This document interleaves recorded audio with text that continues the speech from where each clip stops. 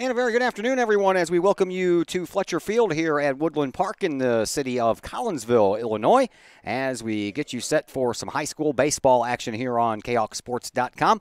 As this afternoon, your Collinsville Kahoks will host the Alton Redbirds. I am Todd Duke. Josh Hartle will be along in just a moment as we welcome you into the Cullip Jennings Florist pre-game show here on the Kahok Sports Network. Cullip Jennings Florist is a staple in the Collinsville area, has been for generations. Right now they are focused on Mother's Day. That's right, coming up this Sunday, in case you are sleeping under a rock. Mother's Day is this Sunday, and if you haven't taken care of Mom yet, well, your time is running short, so you need to swing on by Cullip Jennings Florist, 517 West Clay Street. You can give them a call at 344-0404 when you're ready to place those orders, or you can check out everything before you place your order at CullipJennings.com. Collinsville comes into this contest with an overall record of 15-13. Alton, they are at 500 on both ends. They are 13-13 in regular season play, and they are 5-5 in Southwestern Conference action. That's good for fifth place. Collinsville, 7-3 in the Southwestern Conference, and that is good for third place. Collinsville won the matchup earlier this year, back on April the 12th, 14-9.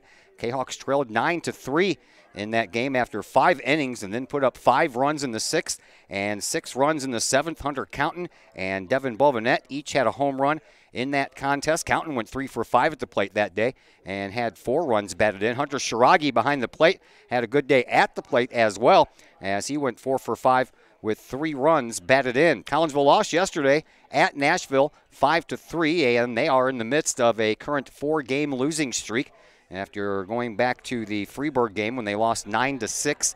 They then dropped a doubleheader this past Saturday against Springfield Sacred Heart Griffin, 7-1 and 8-1 before that loss last night against Nashville.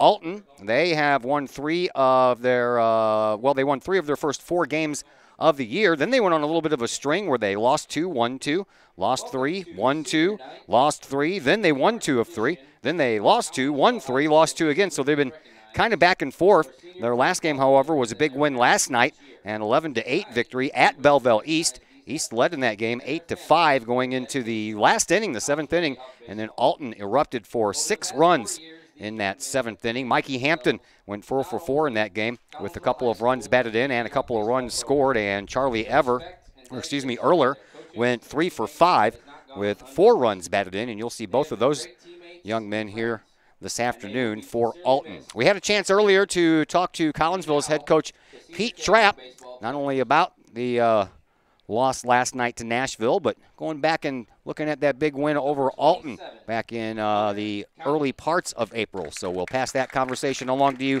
next as the Cullip Jennings Florist pregame show continues here on the Kahok Sports Network.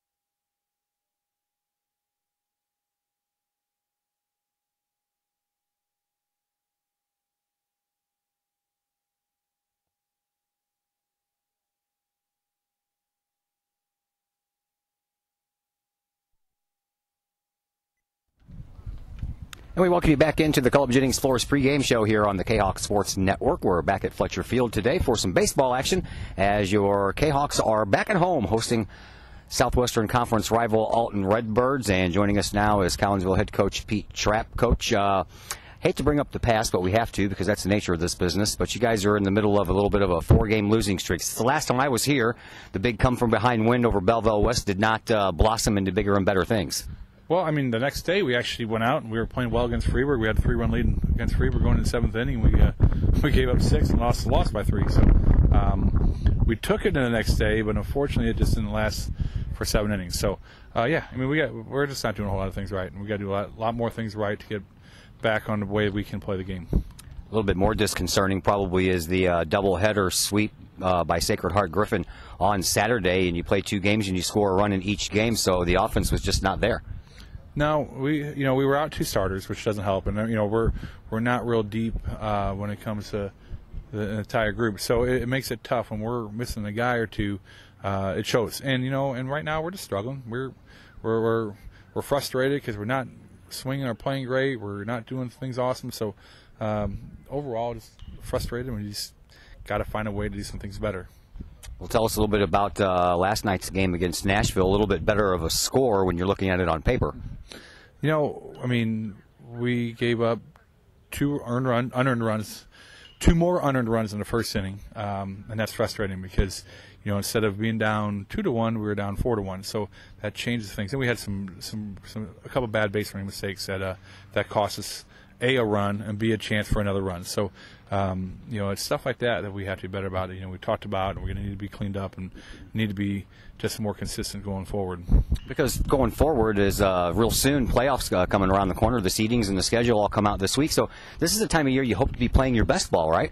Well, absolutely. But at the same time, we are just we are not very far away. We got to do a couple of extra little things right, and we're right back in there. So, yesterday we don't make our base running mistake, and we don't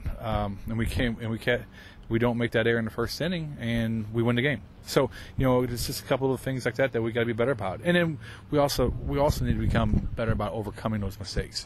We're going to make mistakes. There's no doubt about it. But how we're going to overcome them is also a big part of it too. Well, I mentioned the seedings and the schedule coming out this week. You guys were riding pretty good there for a little bit, and you probably were looking forward to a smaller number next to your name when those seedings do come out, as opposed to some years in the past. Is this little 4-game skid going to hurt that? No, not totally. Actually, the seeding came out earlier. We got the 4th seed, so it helps that you're not going to have to face a higher seed going into the regional. So I'm not sure which regional and who we're going to face yet, but knowing that we have the 4th seed in the 2 regionals means that we're going to, not have to play a higher seed than us the first game, which makes a big difference. All right, I just want to take you back to the Belleville West game for a minute, because that game was kind of weird. Not only the fact I was not feeling very well, but I saw Hunter Counton leave earlier in the game, and then Devin Bobinette was on the bench with ice on his shoulder or something like that. So you guys battled back with a key number of people out. Yeah, we didn't have 4 starters that game, really. Hunter was receiving his big scholarship over at Busch Stadium, so he was able to get in the bat in, but then he had to go. And actually, Bobinette wasn't even at the game. It was Camden Reeves who had to leave early, and with some illnesses. So you take those guys away, and we didn't have Braden Lemp that day. So we did have Braden Lemp, and then you take out Carson Richardson, who's been out for a while, and it's probably going to be out for the year. We'll hear back in the next couple of days how his MRI comes back. But it was definitely a day that we were down some guys, but we found a way to battle back into it, and give credit to our guys, because Giuseppe Capitelli did a great job on the mound, keeping them where they were at, and we had some big hits. We kept fighting back into it, so it was definitely fun, is what we did. All right, well, let's take you back to the last time you played Alton. That was probably a little bit fun too, because that was another one of those big come from back behind wins. Well, it's come to win a game like it's fun to win a game like that, but it also sucks that there is issues that got us in that position. So we did not play a very clean game going into that. So hopefully we can get back to playing a more clean game from the get-go all the way through. And I'm sure you paid attention that Alton had a pretty good win themselves last night. Mm-hmm.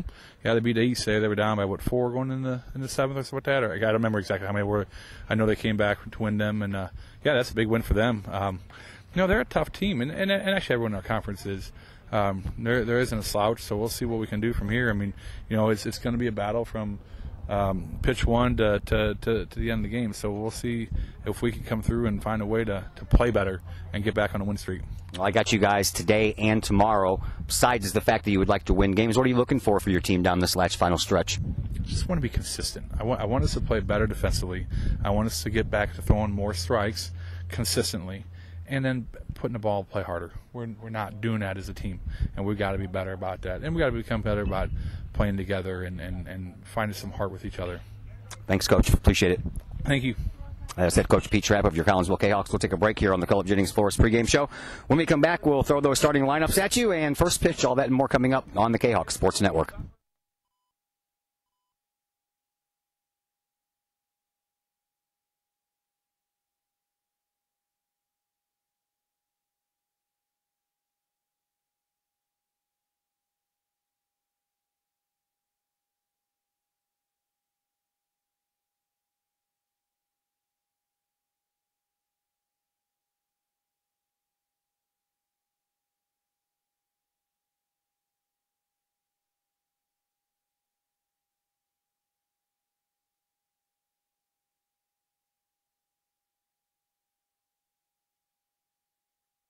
And once again, we welcome you back into the Caleb Jennings Florist pregame show here on the Kahok Sports Network. Todd Duke along with you. Josh Harder will be along momentarily, meeting at the home plate area over between the two head coaches and the umpires. Head coach Pete Trapp for Collinsville, Todd Haug for Alton.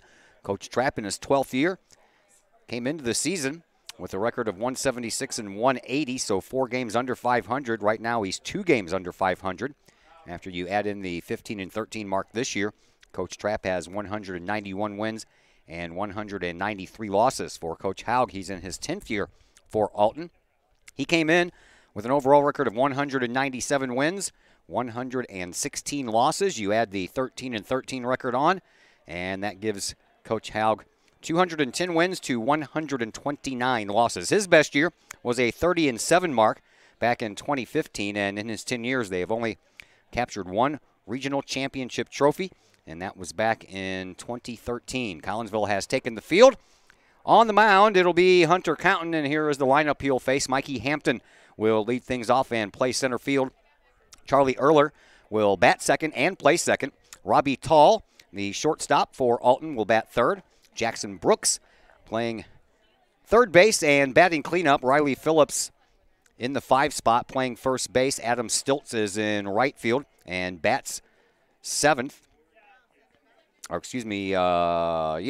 Seventh. Ben Mossman playing left field. And, Stiltz was batting 6th, Mossman batting 7th. Brendan Drosty, a designated hitter, will be batting for Owen Stendelbach, who is the catcher for Alton, and batting in the 9th spot will be the pitcher, Simon Wynn. On the mound, as I mentioned, Hunter Counton. Counton on the year.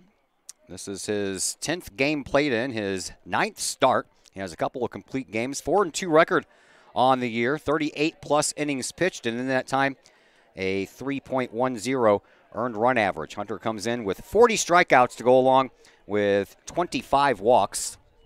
And he's can be a little inconsistent at times. He has hit 18 batters on the year, by far the largest mark on the Collinsville pitching staff, and he has also uncorked 6 wild pitches on the year as well. We're just about ready to start.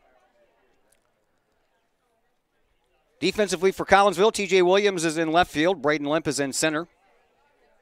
Spencer Vlasic is in right field. Devin Bovenet at third. Noah Scrum at short. Jake Holton at second. Garrett Morski is at first. Hunter Shiragi is behind the plate, and Hunter Counton is on the mound, so your battery mates are Hunter and Hunter. Camden Reeves is not here today. He is out sick, and that's a shame because it's senior night here at Kahok Stadium. Hunter Shiragi, Braden Limp, Camden Reeves, and Hunter Counton, the 4 seniors on the year for Collinsville, but Camden under the weather, so unable to attend senior day here. The right-hander, Hunter Counton, is ready. The lefty, Mikey Hampton, is ready as well.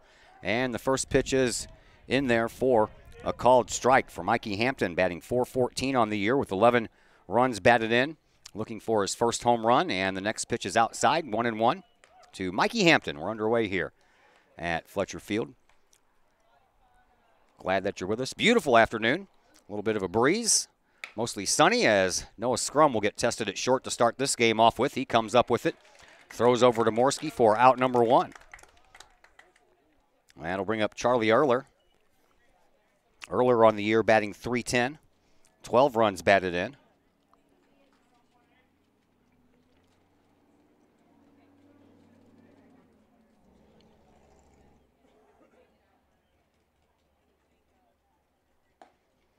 First pitch to the righty is a ball.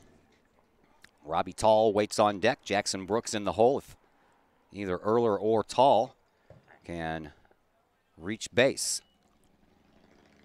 That one gets past Shiragi and all the way back to the screen. 2-0 the count to Erler after Mikey Hampton grounded out to Noah Scrum to start this game. In the dirt.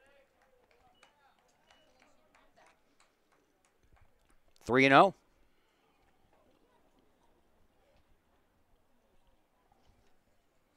Counton trying not to walk his 26th batter of the year, and that is an unsuccessful endeavor. 4 straight pitches to Erler, out of the strike zone. That'll bring up Robbie Tall. Tull. He is the leading hitter for Alton this season, batting .420. 20 runs batted in, 1 home run. And he has a runner at first base. 1 out, top of the first inning. We're just underway, no score from the stretch. Counting brings his first delivery home to Tull, and that's in there for a strike. After 4 straight out of the strike zone to Erler.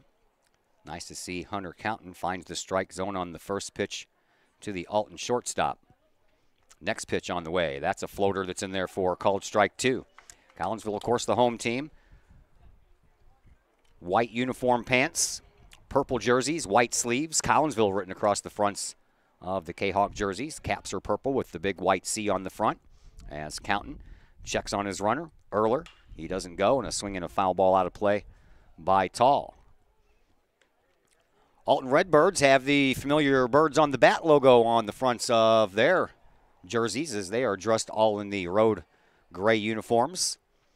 Only the bat, instead of going through the C on the Cardinals shirts, goes through the A, and it says Alton across the fronts of their jerseys with big red numbers on the backs of their uniforms as the next pitch misses to Tull. So 1 ball, 2 strikes the count to the number 3 batter for Alton, Robbie Tull.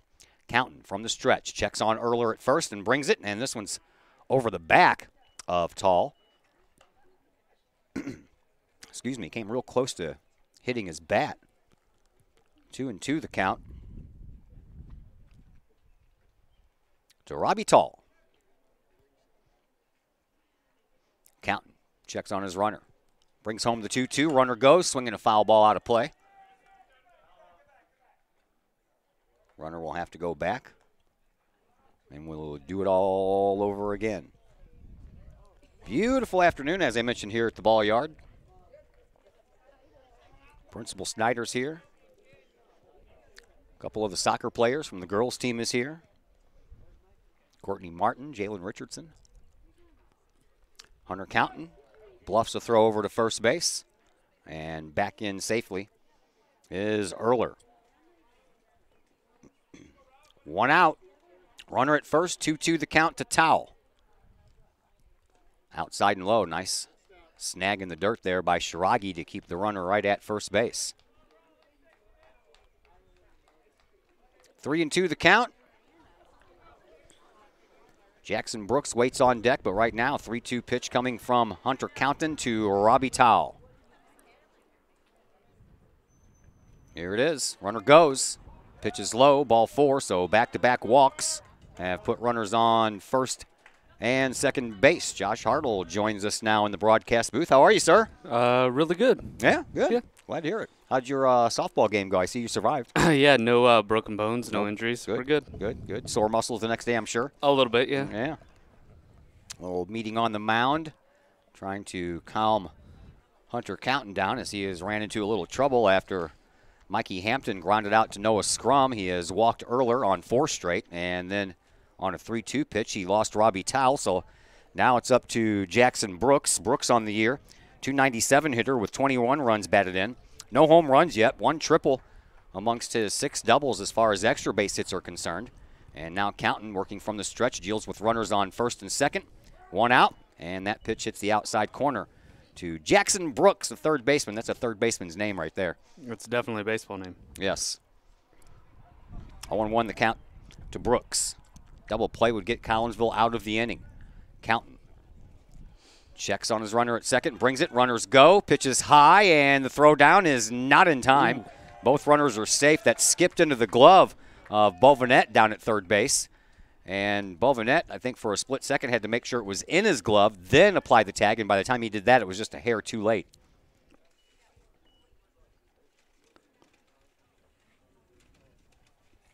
So now runners in scoring position, swing and a miss, and the ball dropped by Shiragi. He throws it down to Morski at first base, and Morski was handcuffed, and he drops the ball. Everyone's safe.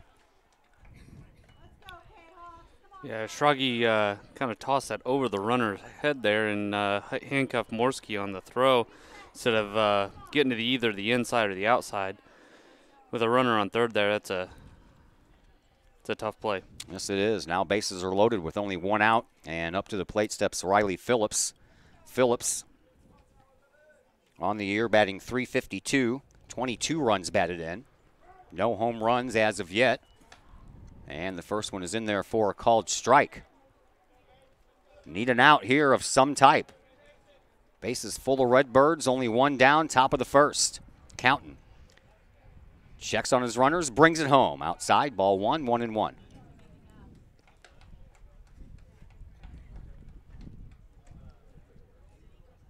Collinsville had a 10-game winning streak earlier this year. Right now, they're in the middle of a 4-game streak of the other variety. Here's the 1-1. Swinging a bouncing ball to Bovenet at third. He'll throw home, and it'll be a nice dig on a bounce to Shiragi from Bovenet. Shiragi holds on, touches home. Out number 1 is recorded at home plate. With a catcher's mitt, man, that's one of those plays that you never want to have to see your catcher trying to dig a ball out of the dirt with that small of a glove. But Hunter Shiragi did a good job keeping a foot on the plate and digging that ball out of the dirt. So 2 outs. Bases are still loaded after Phillips reaches on the fielder's choice. First pitch into Adam Stilts, the right fielder, is a strike. Stilts batting .279 on the year with 19 runs batted in. See Hunter picking up the pace here a little bit on the mound, too. Starting to feel a little bit of a groove. Trying to work his way out of this first inning jam. Next pitch misses outside. 1 ball, 1 strike to count. Shiragi jumped up and almost had a snap throw down to third base that sent Tall scrambling back. Here's the 1-1 pitch from Countin to Stilts. Outside, hits the corner, 1-2. So 1 strike away from getting out of this inning with no damage done. That would be a big momentum boost going into the bottom of the first as well, as Collinsville gets ready for their first at bat. Here comes the 1-2 pitch. Swing and a miss. He struck him out. Bases loaded, 1 out. And Alton could not get a run across. We head now to the home half of the first. No score.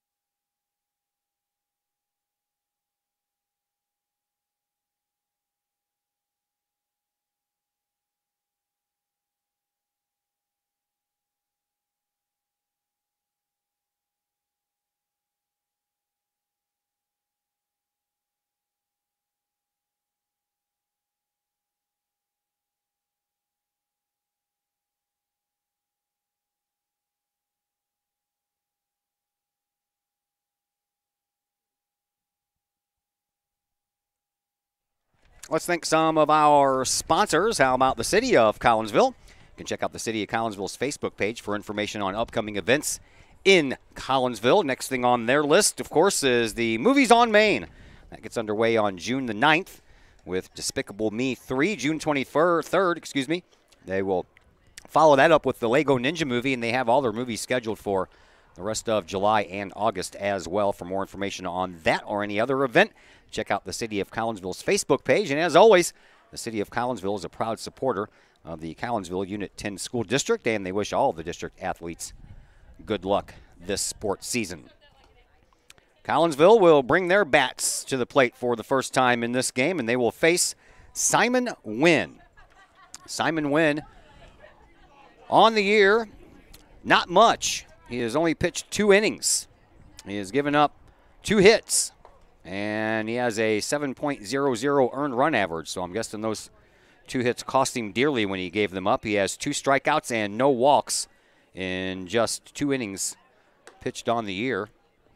So I guess we will all kind of find out together how the big, tall left-hander throws. Saw him a lot at the JV level last year. He's a kid who throws strikes, moves the ball around the zone, and as a left-hander, you know, he's got a little extra tail on that fastball.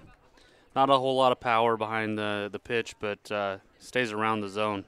Wynn will be looking at this lineup. Braden Limp will lead off and play center. Hunter Countin will bat second and pitch. Hunter Shiragi behind the plate and batting third.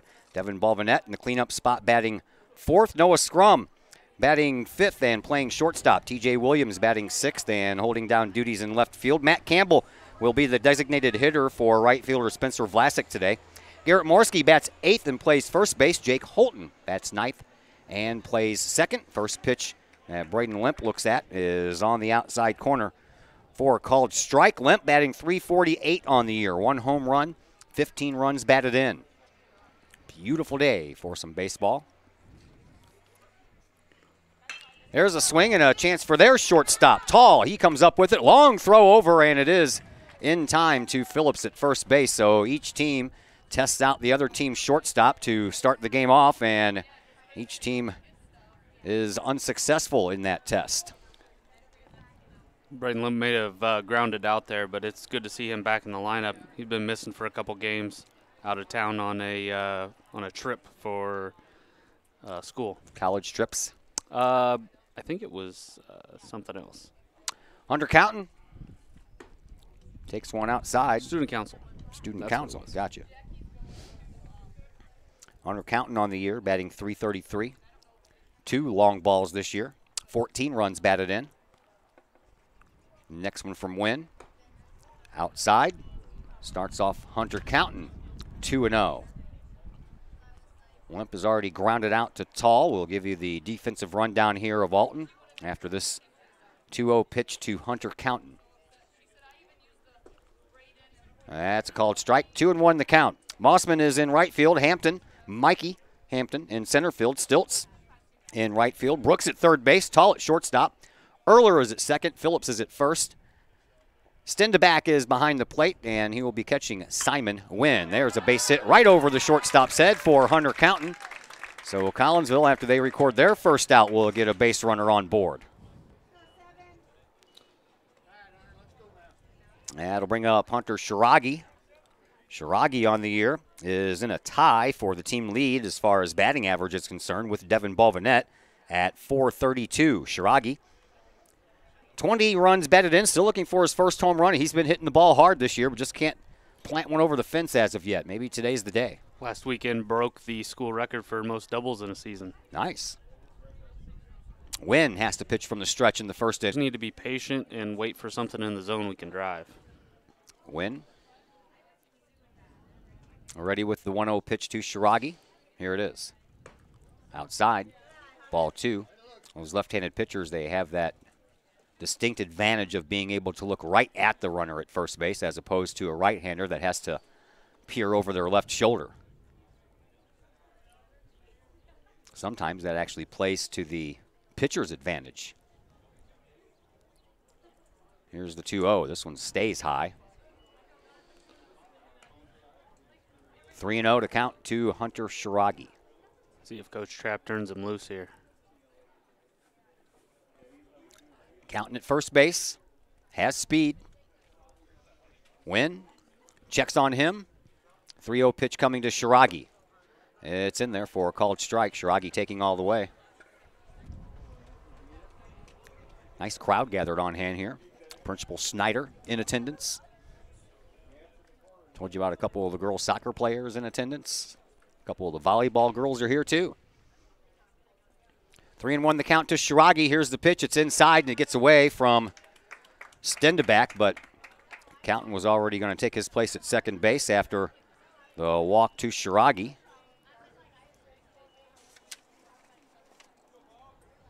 Counton issued 2 walks in his half inning of work, and now a base hit and a walk has put runners on first and second here for Collinsville. Let's hope the Kahawks have better fate than the Alton Redbirds did after the Redbirds stranded the bases loaded in the first. Yeah, if Collinsville hopes to win this game, these are situations they're definitely going to have to take advantage of. Dumsdorf is the courtesy runner at first base for Shiragi. Here's the pitch to Bovinet, high and outside. 1-0. So you have some good speed on the bases, and Counton at second and Dumsdorf at first. Bovinet on the year, 25 runs batted in, 1 home run. Winwoody with 1-0, and that's way outside. He's lost a couple of pitches here. There's a couple of them that he's lost way high, a couple of them outside. Yeah, breaking ball seems to be coming out of his hand to the side. He needs to make a couple adjustments if he wants to start to be any sort of effective. So 2-0 the count to Bovinet. Next pitch to the Kahok third baseman is on the corner on the inside of the plate. Called strike 1, 2-1. Seems like that 3 or 4 inches there on that left side of the plate there is going to be a strike all day. Only one out. Runners on first and second. We're still in just the bottom of the first. No score as of yet. Runners go. Pitch is high. Throw down to third base. Not in time. Both runners advance. This eerily kind of like the first inning in which Alton had a double steal to put runners on second and third and one out. That was a straight steal by Hunter Counton there. He stole that off the pitcher. It looked like that was him all the way there. Next pitch to Bovenet. Swing at a pitch outside. If he could have got a hold of that one and shot it over Phillips' head at first base, that would have definitely cleared the bases. 3-1 the count to Devin Bovenet. Noah Scrum waiting on deck. Collinsville has runners at second and third, one out. Bottom of the first, here's the pitch. Swinging a fly ball out of play as Bovenet kind of had ideas on taking that the other way down the first base line. 312 down the third base line, 310 to the fence down the first base line. 375 to left center, 360 to right center, and 385 to straightaway center field. Here's a swing, and the shortstop Tall comes up with it. Run's going to score as his only play is over to first base, and Hunter Counton comes in to score, and Collinsville takes a 1-0 lead. Productive out there. You'll take that, especially in a game this early on. Just trying to push one run across. It feels good for those guys in the dugout just to be able to celebrate this early. Dumsdorf moves down to third on the play. Up steps Noah Scrum. Scrum on the year, batting .354. 15 runs batted in, 1 home run. That came here against Edwardsville. As Wynn is ready with the first pitch, and inside boy for a minute there. Looked like the umpire was ready to ring it up. It just ran in just a little bit too far. That just missed. He's been calling that inside, but that one just ran in just a little bit too much. Wynn from the stretch. Brings it to Scrum, and there's a base hit that's going to get all double. the way to the wall and all the way to that 360 mark in right center field. Dumsdorf scores from third easily, and Noah Scrum is at second with a stand-up RBI double. Well, if you're Collinsville, that's exactly what you're wanting to do there. You put 2 guys on with nobody out. You get your runners moved over. You get a sacrifice on a ground ball, and then Noah Scrum steps in and does what he does best, and that's shoot a ball in the gap for an RBI. That had some hook to it, man. It started off of his bat going to straightaway center field and then took that turn toward that 360 mark. Yeah, if you get that extra spin from a lefty when you try and take a ball the other way, and you just shot it right over the second baseman's head. Left fielder T.J. Williams up now as Collinsville has a 2-0 lead here in the bottom of the first. Wynn checks on Scrum, brings it home to Williams, and Williams skies one out of play down the first base side. Williams on the year, batting .254. He has a home run, 11 runs batted in. Number 12 stands out at second base in the form of Noah Scrum. Matt Campbell waits on deck as Alton does not waste any time getting some guys up in the bullpen. Wynn in a little first inning trouble here. Brings the 0-1 home. This one hits the outside corner. Called strike 2. 2 outs in the inning, but 2 runs are home. RBI infield out by Devin Bovenet and a RBI double by Noah Scrum. Scrum stands down at second. Here's the pitch home to Williams. Outside, but misses the corner this time. 1 ball, 2 strikes the count. Yeah, when you consistently miss out there, you're not going to get that call.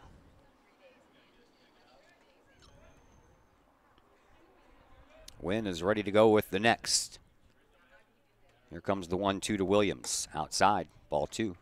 2-2. Good count here for TJ to look for a fastball to drive something in the gap here. Senior Cole Akel, right-handed pitcher, warming up in Alton's bullpen. Excuse me.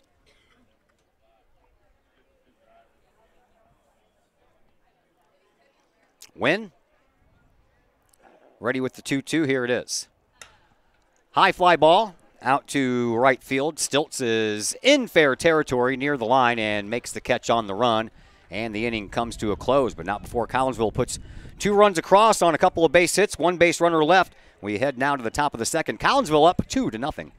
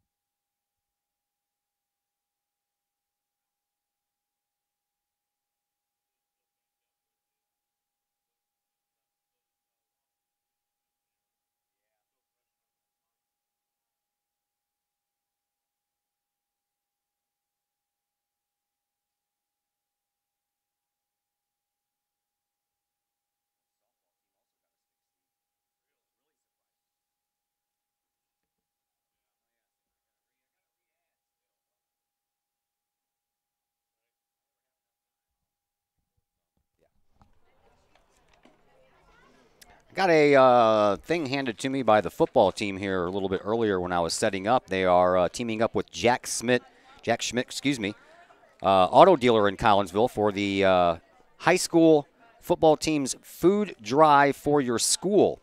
That'll be coming up on May the 12th. That'll be from 10 a.m. to 2 p.m. It's going to be at the vocational parking area of Collinsville High School.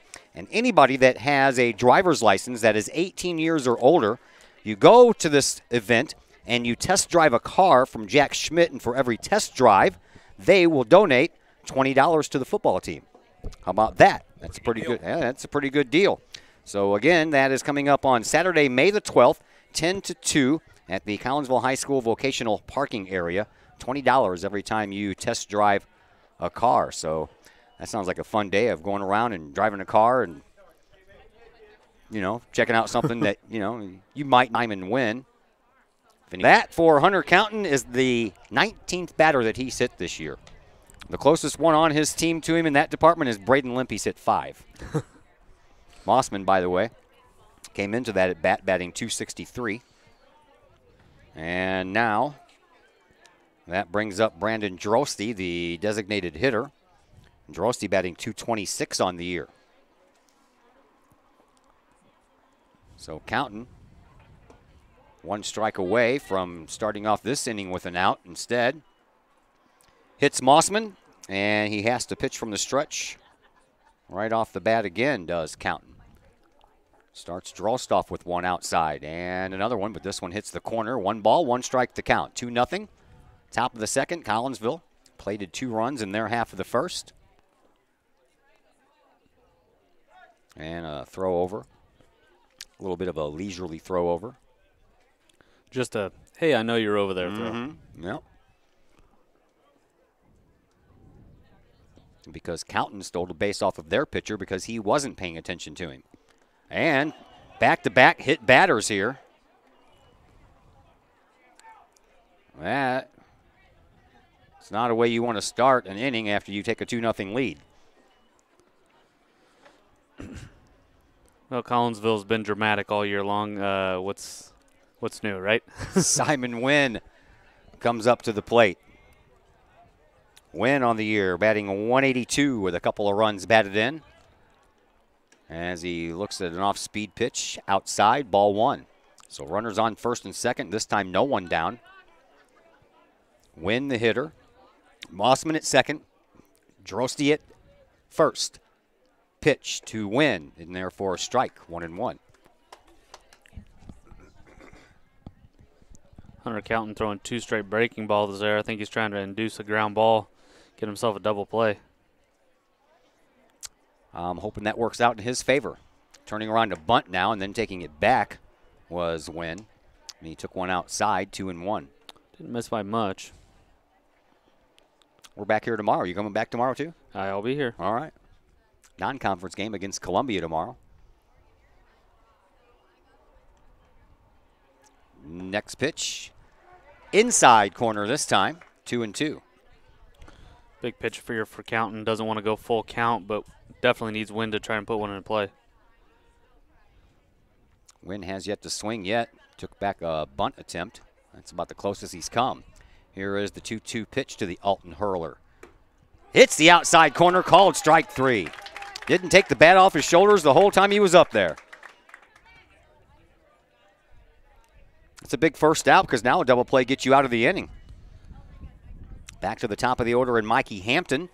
And last at bat, Hampton grounded one to Noah Scrum at shortstop. So how about we do the same? The way this middle infield's been playing, I'll take that.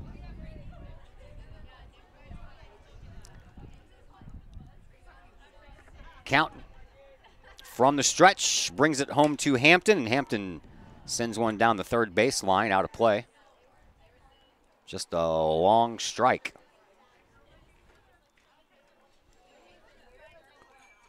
Morski playing in on the grass down at first base. Above the net, almost in on the grass, just about a step away. Middle infielders are in double play depth. There's an off-speed pitch that's in there for a strike. 0-2. Yeah, Hunter Counton definitely in control at this at bat. Doesn't want to lose him here. He still needs to stay aggressive. Has him where he wants him, right at 0-2. Here comes that pitch outside. Wanted to see if Hampton was ready to go fishing. Not biting. Nope. Senior day here at the ballpark. One of those on the mound right now. Hunter Counton. 1-2 pitch. High. Ball 2, 2-2. Seniors straight up the middle. Schrage, Counton, and Limp out in center. Yep. The only one not here, Camden Reeves at first base. 2-2 the count to Hampton. Swinging a fly ball out to Williams, and Williams is right there. Had to come in about 4 steps. And out number 2 has been recorded. Hunter Counton 1 out away from getting out of those 2 hit by pitches. A jam that he created himself. Here is Charlie Erler. Erler walked on 4 straight pitches his first time up. He was eventually thrown out at home plate when the bases were loaded, and Bovanet got a ground ball and threw back home to Schrage. Here's a pitch that's in there for a strike. So Erler is not going to walk on 4 straight pitches this go-round. Runners at first and second. Mossman down at second. Drosty at first. Hunter Counton checks on his runners and brings it home. Swing and a miss. And Counton just 1 strike away from getting out of this jam with first and second and nobody out. Right now, first and second and 2 outs. The 0-2 pitch on the way to Erler. Swing and a miss. He did strike him out. Schrage has to pick it up and throw it down the first base. This time that is a smooth transaction, and we head now.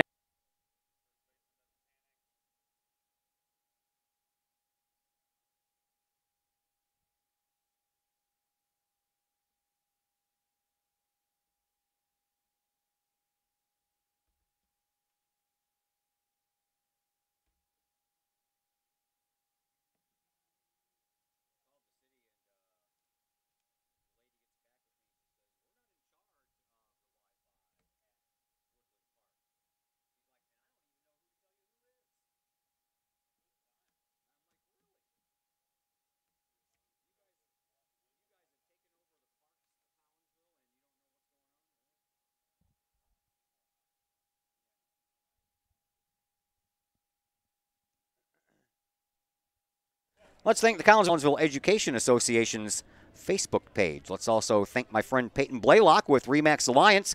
Peyton wants you to know it's okay to buy and sell real estate. Mortgage rates are still at all-time lows.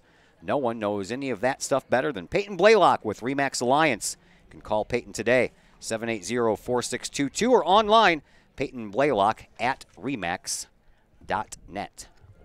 Here's Matt Campbell, designated hitter today, and just like Alton, Collinsville will start off their second inning with the bottom 3 in the order.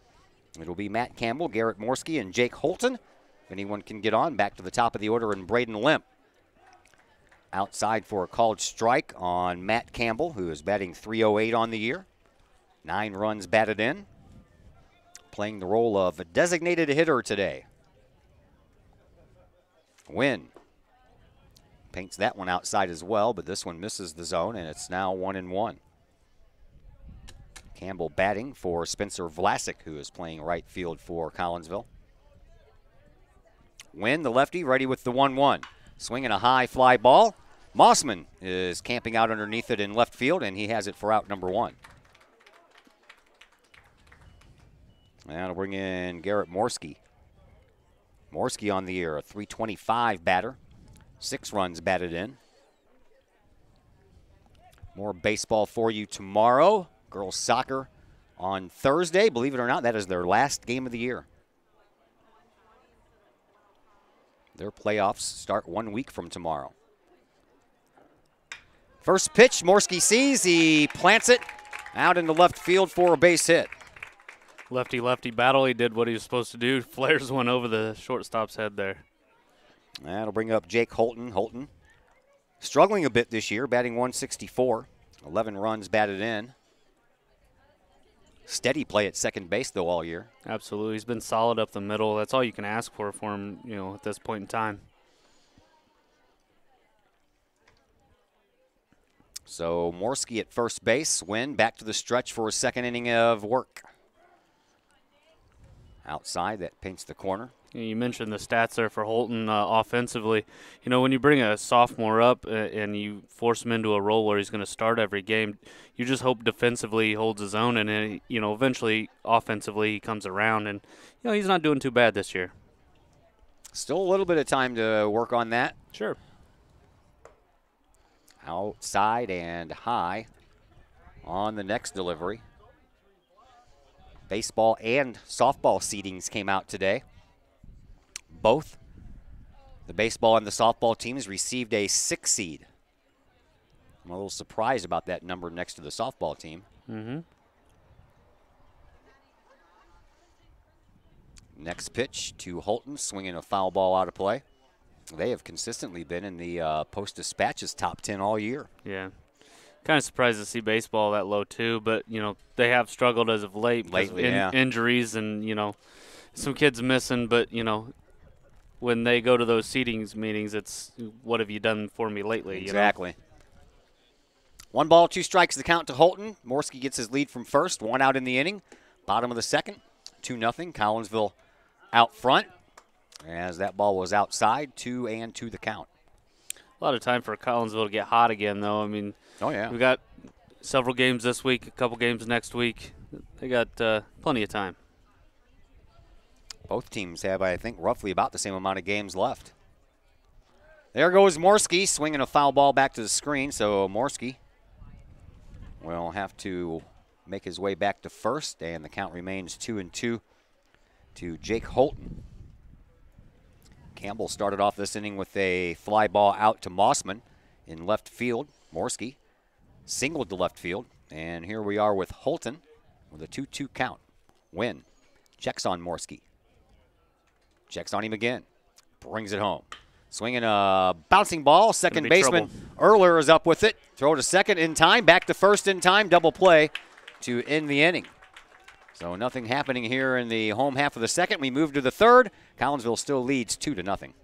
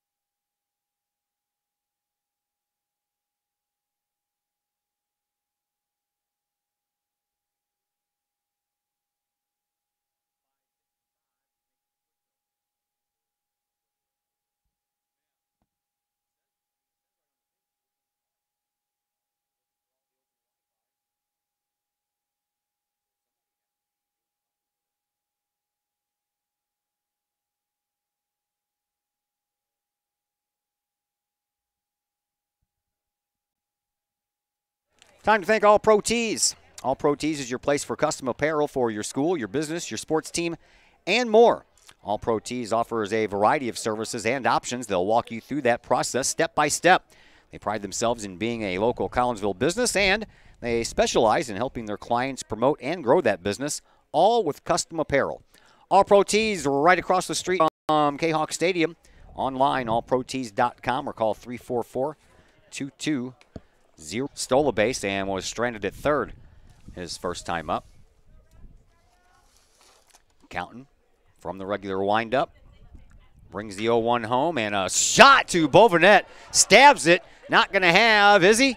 Oh, what a play. What a stretch by Morski over there. What a play by Bovenet to snag that thing out of the air. That took a wicked skip hop on him, and it was headed down the third base line over his head, reached that glove up, snagged it out of midair, and still had the wherewithal to throw a laser beam over to Morski at first base, who had a nice stretch. If it wasn't for the stretch, he'd be safe. Nice play on both ends. Yeah, both ends of the diamond there. They both did a great job. Hunter Counton got ahead in the count and forced the guy to hit a ball.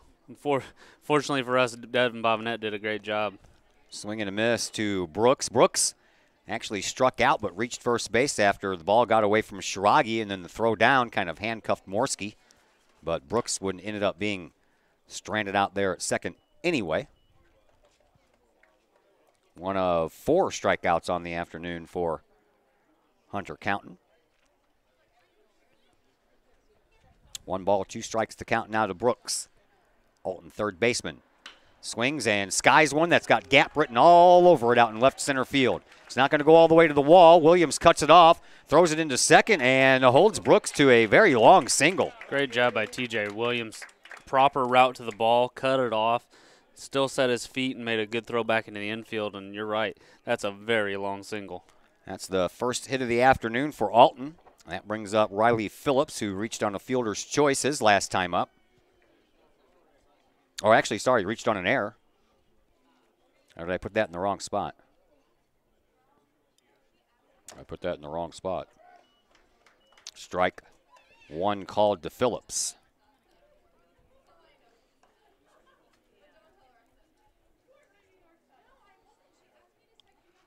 I put down the mishandled ball by Morski in Phillips's spot instead of Brooks. So he did reach on a fielder's choice. Did Phillips. Runner on first, that's Brooks. He's there with 1 out. We're in the top of the third, 2-0 in favor of Collinsville. Outside with the next pitch to the big, tall left-hander, Riley Phillips.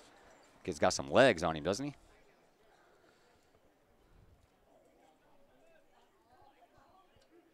Counting from the stretch, brings it. Here's a chance for a double play ball. 2, scrum, over to Holton. Return throw to first, not in time. Ooh. I think Holton got caught in a little bit of, well, here comes the runner right at me, and didn't have a real good angle on that throw back to first base and got too much air underneath it. Yeah, did the best he could with the runner bearing down on him. At least he didn't throw it away. You know, gave Morski a chance to at least stretch out and get him, and just missed him by about a half step. So 2 outs in the inning. Phillips now the new runner at first base. Here is Adam Stiltz, who was a strikeout victim his first time up. And he looks at ball 1.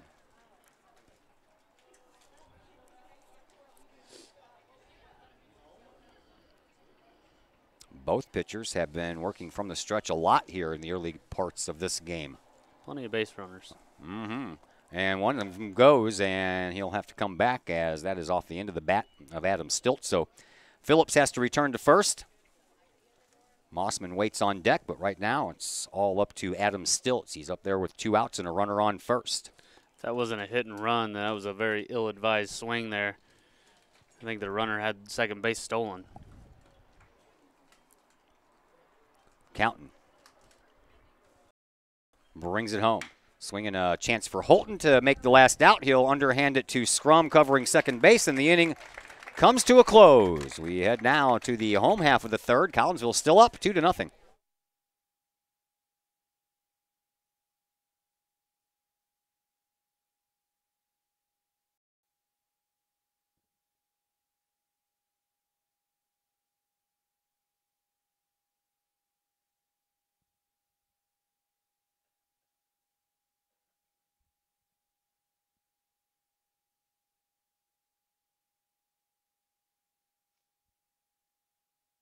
Time to thank Cafe Agape in Collinsville.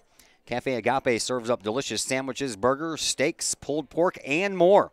Cafe Agape has weekly lunch and dinner specials. They have pork steak Wednesdays, meatloaf Thursdays, fish every Friday. Cafe Agape also offers catering service, and you can get Cafe Agape delivered now through the to-go delivery app. Cafe Agape is open Monday through Friday from 11 to 7. They're located at 703 St. Louis Road in Collinsville. You can call 345-CAFE. That's 345-2233.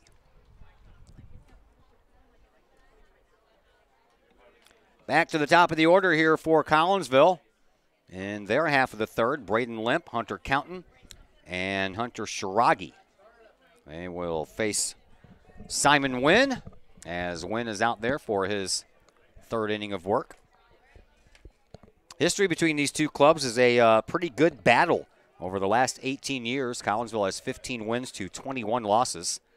As Limp grounds one to the third baseman. Nice play as Brooks was playing really shallow over there at third.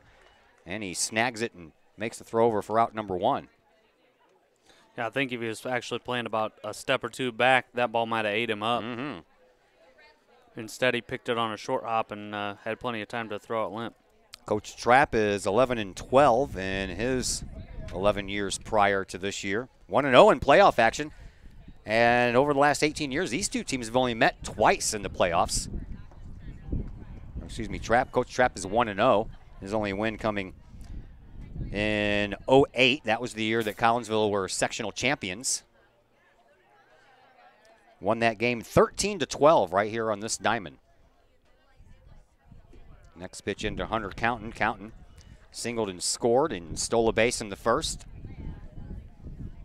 That year, 08, beat O'Fallon and Manuka in the sectionals to win that sectional championship before ended up losing to Naquo Valley. Little half swing, but home plate umpire says that Counton went around. 2-1 the count to the opposing pitcher.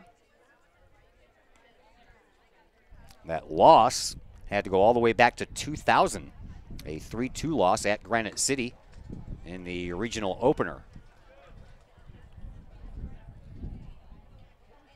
Last time that Collinsville lost both games in the regular season to Alton was 2016. Collinsville won both of them in 13 and 14.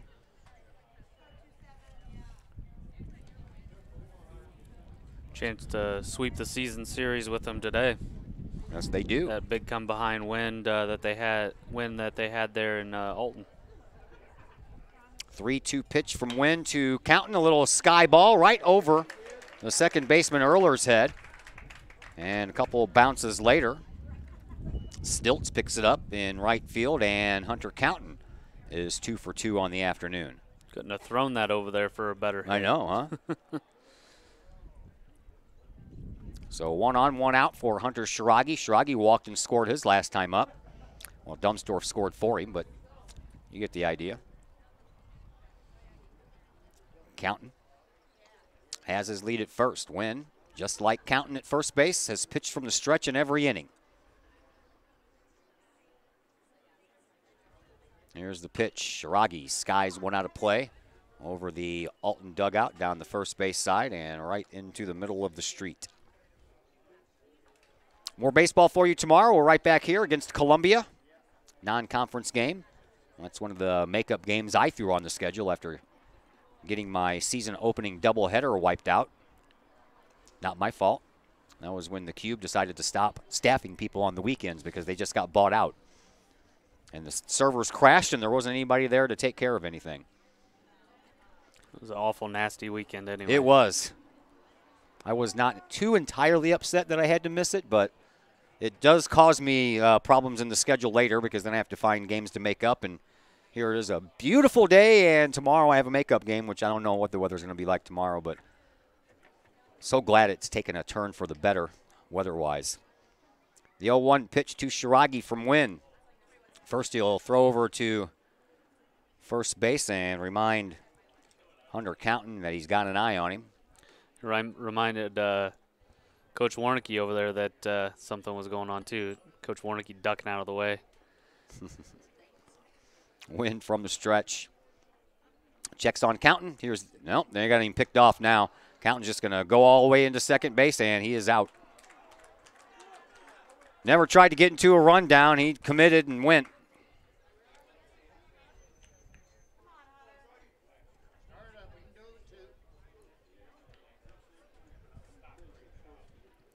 Hunter Counton was going on first move there and just guessed wrong. So Shiragi up with 2 outs and no one on now. Still an 0-1 count. Wynn never gave up on keeping Counton close, and it paid off as that pitch misses high and outside. 1 ball, 1 strike, the count to Hunter Shiragi.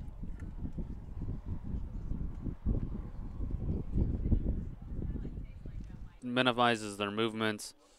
Kind of helps them start to repeat their delivery a little bit. 2-1 the count to Shiragi with the bases empty and 2 outs. Here's the pitch. This one's another high and outside pitch that misses. 3-1. We're in the bottom of the third. Collinsville leading 2-0. 2 runs in the first inning for the Kahawks. Alton had their chance. They had the bases loaded and 1 out and could not get a runner home. Swinging a high fly ball out to left field. This one is off the base of the wall on one bounce. Shiragi rounds first. He's headed for second. Here's the throw. He is safe at second base. That was close. Yes, it was. Tack on another double. The school record there is he smokes one over the left fielder's head and gets a hustle double. Shiragi, double number 17 on the year. Dumsdorf will come out and take over the running chores. The hard part's over, so Shiragi will head back to the bench and put on the tools of the trade. Here comes Devin Bovenet with a runner at second and 2 outs. Bovenet grounded out to the shortstop Tall his first time up. Looks at one low, ball one. Hunter County doesn't get picked off there. Collinsville's got another run there. But here's a chance for Bovenet with 2 outs. Big chance. Big run down there. Akel warming up in the bullpen once again for Alton.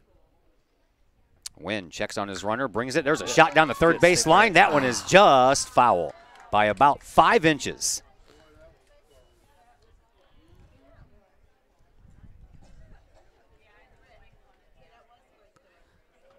Ball was about 3 feet too high. It just stayed up just a little bit too long. It was cutting. A little bit of a breeze out here today, but no gusty winds that's going to change the trajectory of the baseball once it leaves the bat. Yeah, not like we had a couple weeks ago. No. We had baseball that was hit, that was a sure out in right field, and the wind took it all the way across the fence into no man's land. 1 ball, 1 strike to count to Bovenet. Here's the pitch, swinging a high fly ball on the infield. Wynn calls for it. Right in front of the pitcher's mound, he will make the catch, and the inning will come to a close. Collinsville picks up a couple of hits. 1 runner gunned down and a run down. The other one stranded at second base. We head now to the 4th inning. Collinsville still leads, however, 2-0.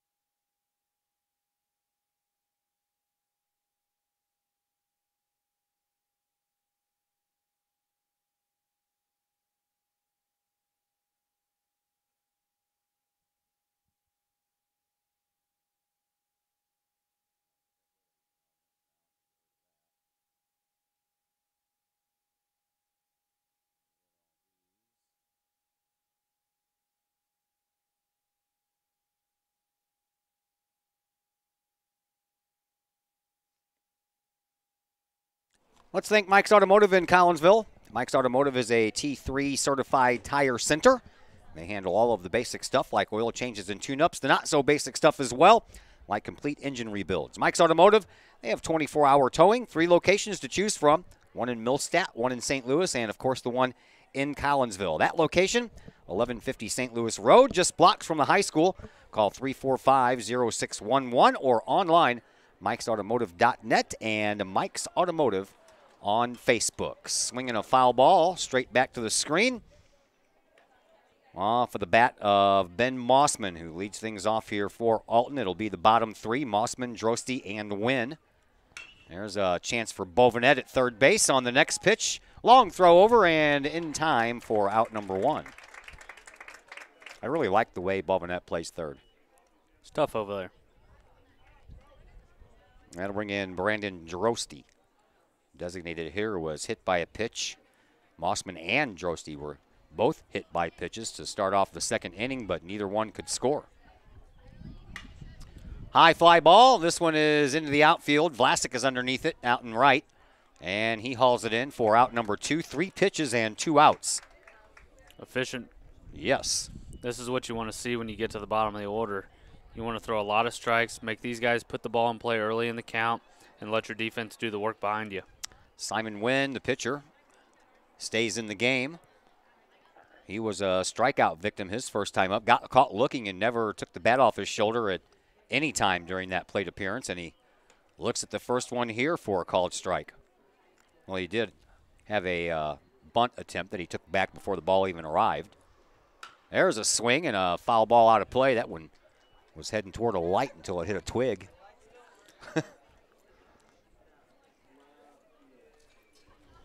Quickly, 0-2. Next pitch. Outside, ball 1. Good spot for that one, though. Wynn was not going for it, though.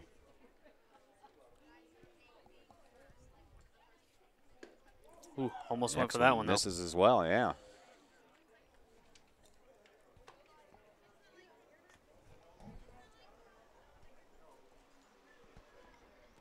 Counting.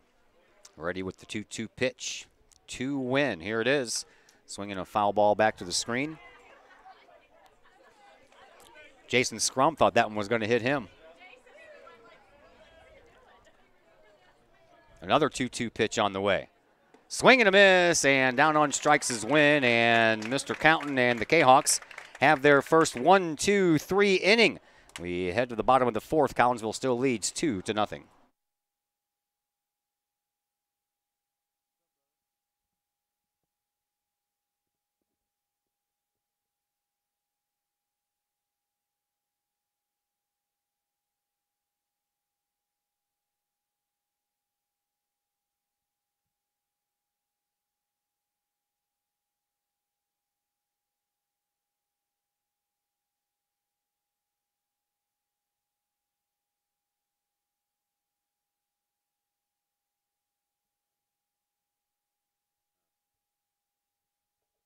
Time to thank Brad Keene at Visionary Wealth Advisors in O'Fallon.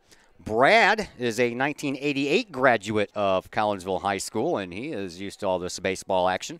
He was a bat boy the last time the Kahawks won the state championship with his dad as the head coach, Russ Keene.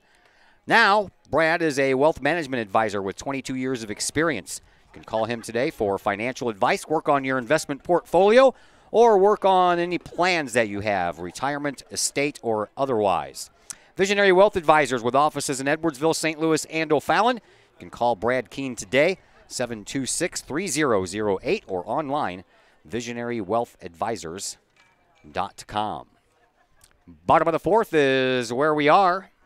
Simon Wynn back out onto the hill for inning number 4 worth of work. Collinsville scored 2 runs in the bottom of the 1st, and right now that is all the scoring we've had in this game.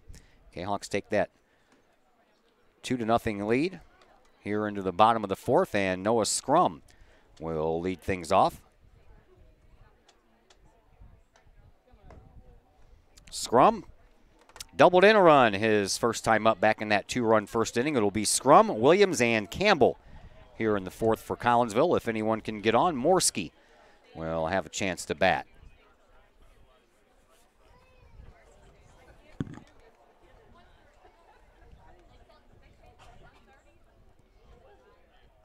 Beautiful day for a ball game. Couldn't be much nicer. Nope. Very comfortable. And Collinsville leads 2-0, so that makes it more comfortable. Outside on the first pitch to Scrum. 1-0. They give Scrum all of the first base line. Once you get past the first baseman, Phillips, there's a lot of room, but he skies this one to center field. Mikey Hampton is under it and has it for out number 1. And I'll bring up T.J. Williams. Williams flew out to Mossman in left field his first time up.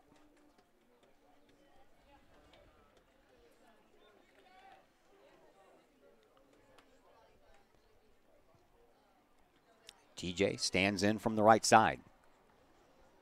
Wynn, the lefty, ready. Here it is. Swinging a fly ball out to left once again, but this time it's of the base hit variety as it bounces in front of Mossman. So Williams is on. Collinsville picks up their 5th base hit of the afternoon. And the Kahawks have had a runner on in every inning, but so far have only managed to push runners across the home plate area in the 1st. Here is Matt Campbell. Campbell also flew out to Mossman his first time up. And now Campbell calls time. But home plate umpire didn't give it to him, called it a ball. Wynn was already into his windup. Campbell called time. Home plate umpire didn't budge.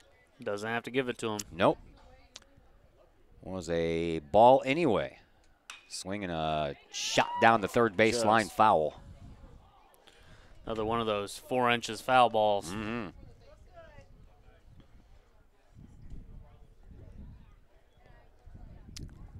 The game of inches.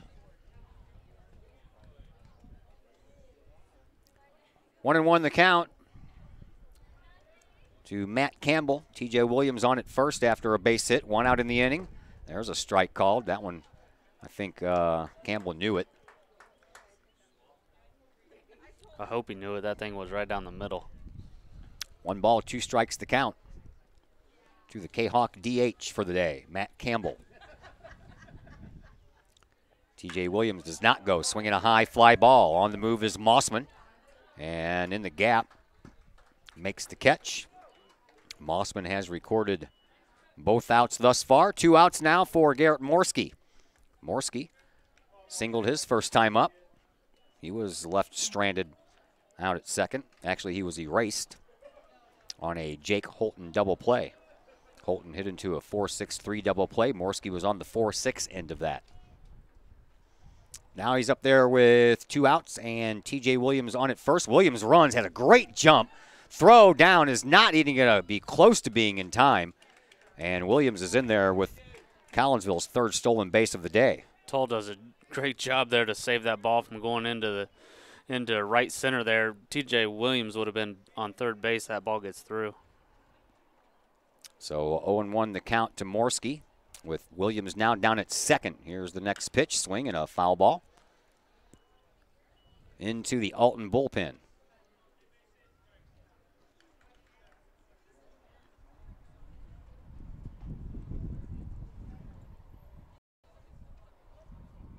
We're in the bottom of the 4th. Collinsville up 2-0, looking for more.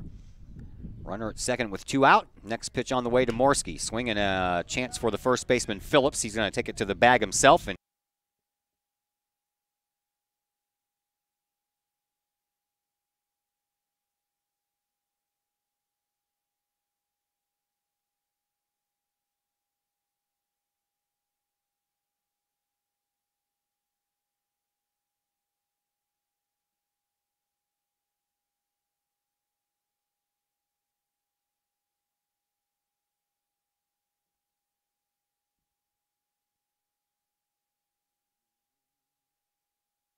let's thank the Junior Service Club of Collinsville. Since 1934, the Junior Service Club has been providing women in the area an opportunity to make a difference with fundraisers and projects, all that go help the needy in Collinsville. Junior Service Club has a new website they want you to check out. It's collinsvillejsc.com. That's collinsvillejsc.com, or you can also check out their Facebook page under Collinsville Junior Service Club. Let's also thank Pack Mail. They are locally owned and operated. Pack Mail can ship anything, anywhere. They treat you like a neighbor because you are a neighbor.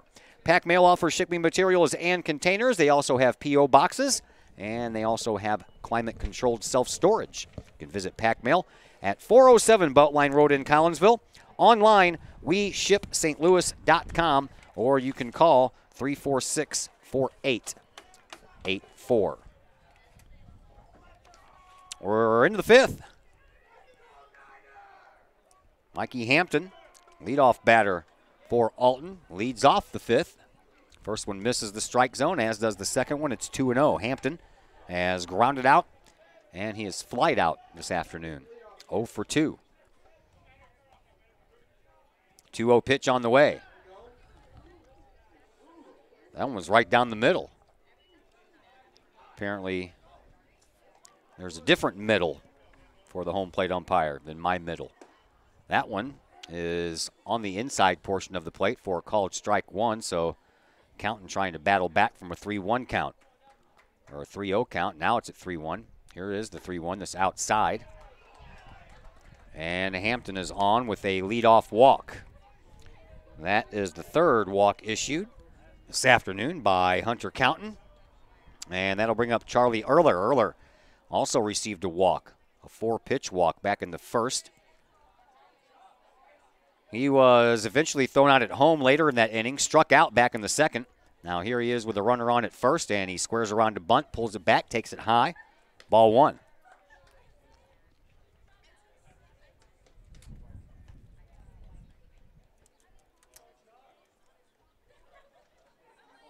Counting from the stretch.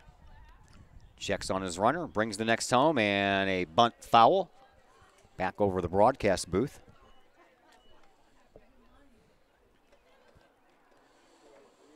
One ball, one strike to count. I think if you're Alton, you're lucky that he doesn't get that bunt down. Devin Bobinet was right on top of that. Could have been 2. Next pitch. This time swinging away is Erler, and he fouls one out of play. So 1 ball, 2 strikes to count. Yeah, and the way he bunted that in the air, if that would have stayed in the air, maybe he would have had a chance for a catch him, throw him out double play. 1 ball, 2 strikes to count to Erler. Here's the pitch. Swing and a miss. He struck him out. That is the 5th strikeout on the afternoon for Hunter Counton. And Erler was not too pleased about that. That brings up Robbie Tall, the shortstop. Walked, stole a base in the first, was stranded at third. Grounded out to Bovinet at third. Back in the third on a stellar play by both Bovinet and Morski over at first. First pitch hits the outside corner, called strike 1. After that first batter, it looks like Counton's jumped back into a groove here. Getting ahead to the last 2 batters. From the stretch, Counton. Ready for another 2 tall. Here it is.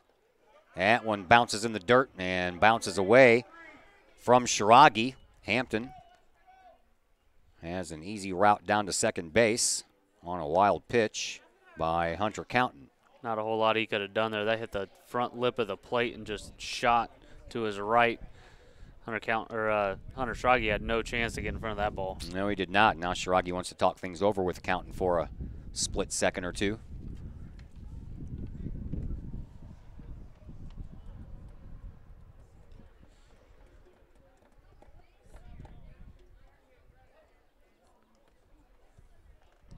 Counton ready to go again. Here is the 1-1-2 tall. It's on the way. Swinging a base hit. That's going to take a 1 bounce right in front of Vlasic. Vlasic is going to come up throwing. Morski cuts it off, and Hampton makes his way over to third. Tall is on over at second. Just the second base hit of the afternoon here for Alton, and the Redbirds have runners at the corner with 1 out. And up steps Jackson Brooks, the third baseman. Brooks reached on an error after striking out in the first inning and then singled and was erased on a 6-4 force out. Swinging a high fly ball. That one might stay in the field of play. Morski giving it a look-see over on the far side and didn't make it out of play, but Morski couldn't quite get there. Yeah, tripping through the box over there. I don't think he quite knew how close to the fence he was.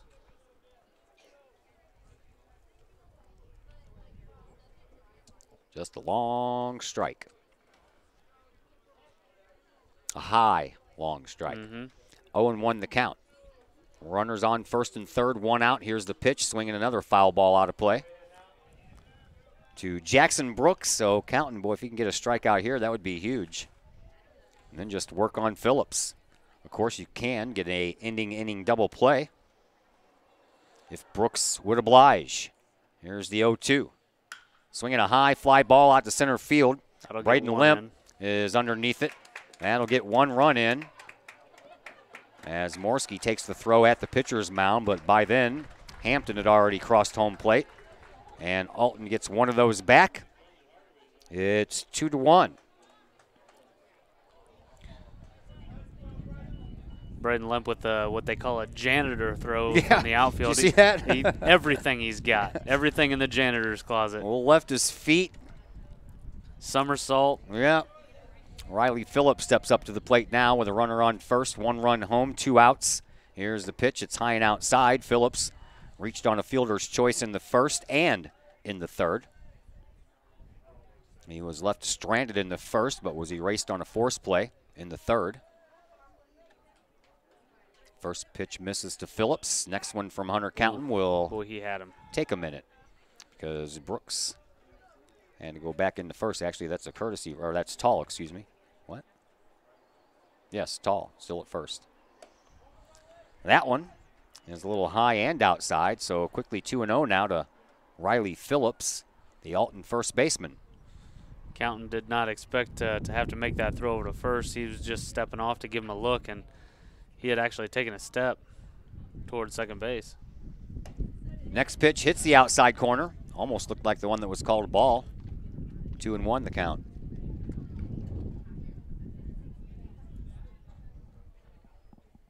Two and one is also the score. Collinsville with 2, Alton with 1. Here's the next pitch, swinging a foul ball out of play. Heading back to the parking lot. Everybody wants to stand up and see whose car gets hit.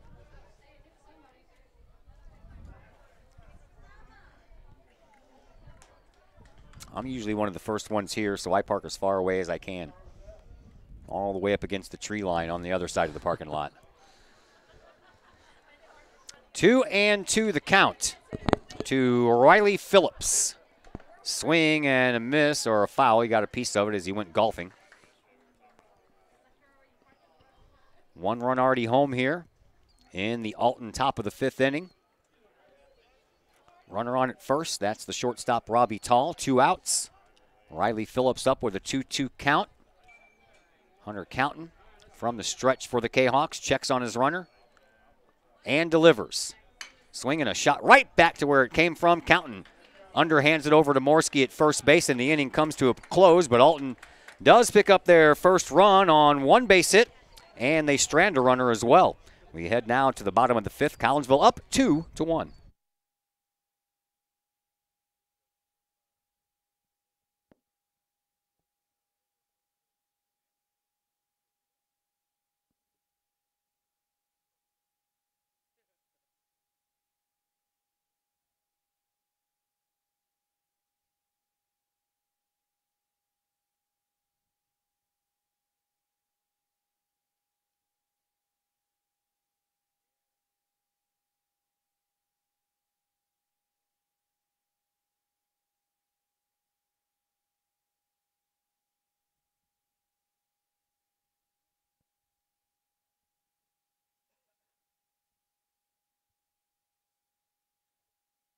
Let's thank Rich's Record Emporium in Uptown Collinsville. Rich has everything from hi-fi to hi-fi. You got the vinyl? If not, Rich's Record Emporium does. It's a great place to start your vinyl album collection. They have everything from new and used records to remastered originals in every genre, from classic rock to country, jazz. You can find some disco, some comedy, and soundtracks, and all kinds of stuff down there. While you're there, check out the Audio Emporium at Rich's. Rich's Record Emporium, 131 West Main Street in Collinsville. Online, richesrecordemporium.com, or call 200-9287. Well, Simon Wynn back out onto the mound for inning number 5, as Alton got one of those 2 runs back that Collinsville scored in the first. Alton plates 1 in the 5th. And for Collinsville to be Jake Holton, and then back to the top of the order, Braden Limp and then Hunter Counton.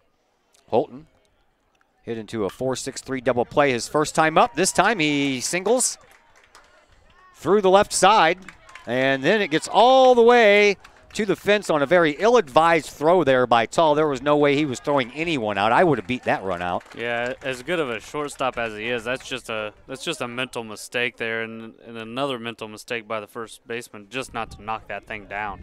That thing wasn't even, it's not like he threw it real hard. He had plenty of time to get down and knock that ball down. That he did, and because of that error, Holton is down at second base. Braden Limp back to the top, has grounded out both times he's been to the plate today, once to Brooks at third and once to the shortstop Tall. He squares around to bunt, and it tinks right off the bat and right down at the feet of Stendeback. Well, one thing's for sure, Limp's hit the ball hard twice in his 2 at-bats. Both ground balls were hit very sharply. All he needs to do is elevate one here just a little bit. That was the 6th base hit of the afternoon for Collinsville off the bat of Jake Holton there. Throwing error puts him down at second base. Limp up with a 0-1 count against him. Squares around to bunt again, pulls it back, takes one high and outside. That'll even the count at 1-1.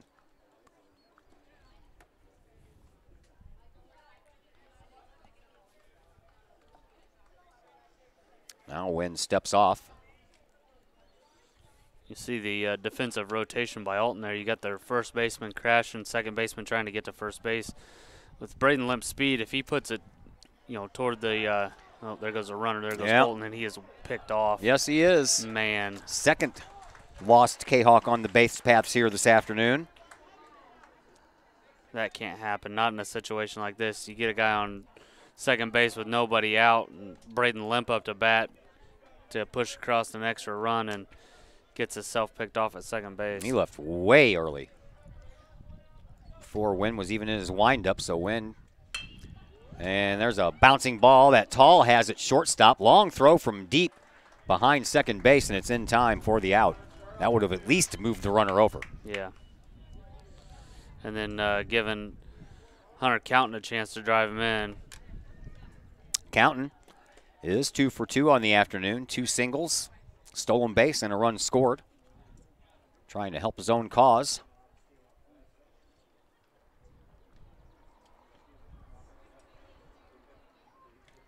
Now, no one on and 2 outs. First pitch misses. Be a good time for another one of those home runs. Sure would. I was just thinking that. Next pitch to Counton, high and outside, ball 2.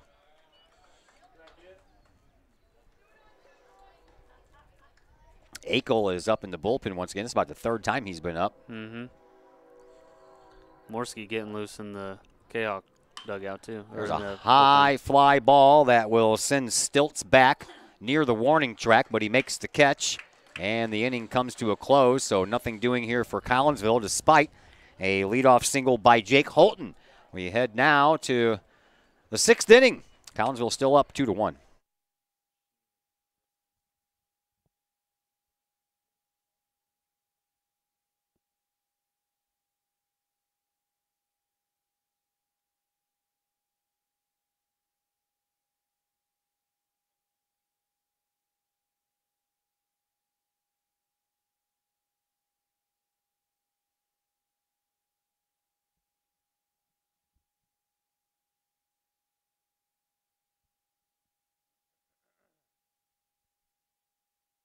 Let's thank Marshall's Transmission in Collinsville. At Marshall's Transmission, they know how much of a hassle it is dealing with a broken transmission. That's why the friendly and trustworthy staff at Marshall's can help with all of your transmission troubles. Marshall's Transmission handles all types of vehicles. Just bring it into Marshall's. They will thoroughly inspect the problem, and they will give you an honest quote. Marshall's Transmission, 263 St. Louis Road in Collinsville. Call 345-1930. Moving right along here, we're in the top of the 6th.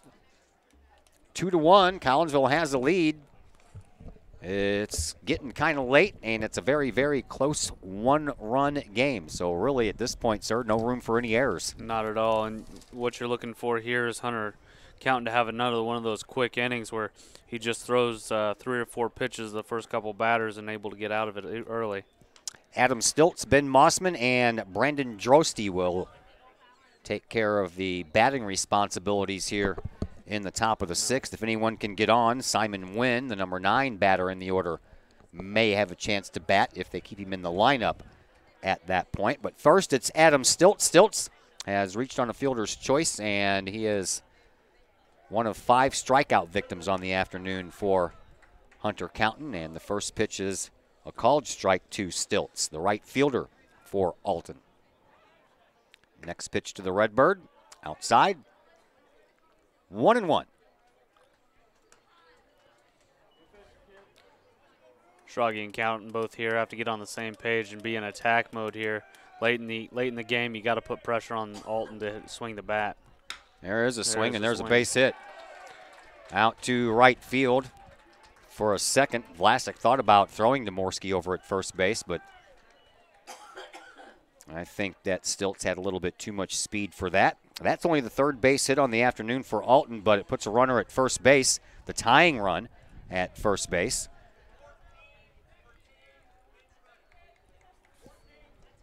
And Michael Reeder will come in and do the running for Adam Stiltz.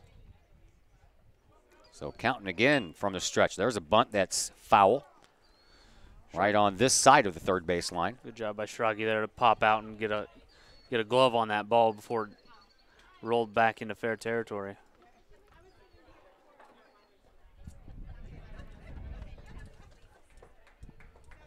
Teachers Appreciation Day today. Did you know that? I did not know that. Yeah.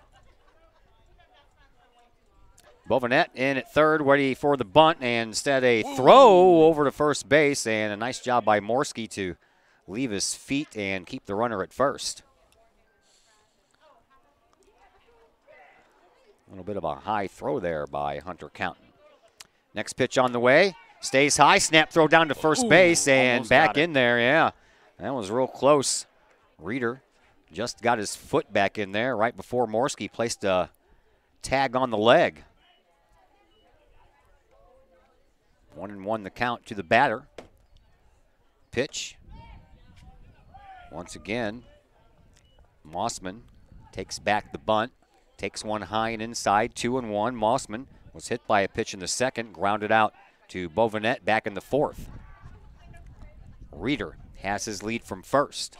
Counton from the stretch, checks on him, brings it home, and a bunt that is foul.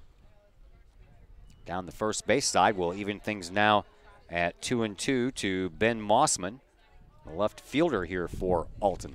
You can see the frustration on both the Alton coaches' faces after that foul bunt right there. Big 2-2 pitch coming up here. Here it is, swinging a foul back to the screen. We'll do it all over again.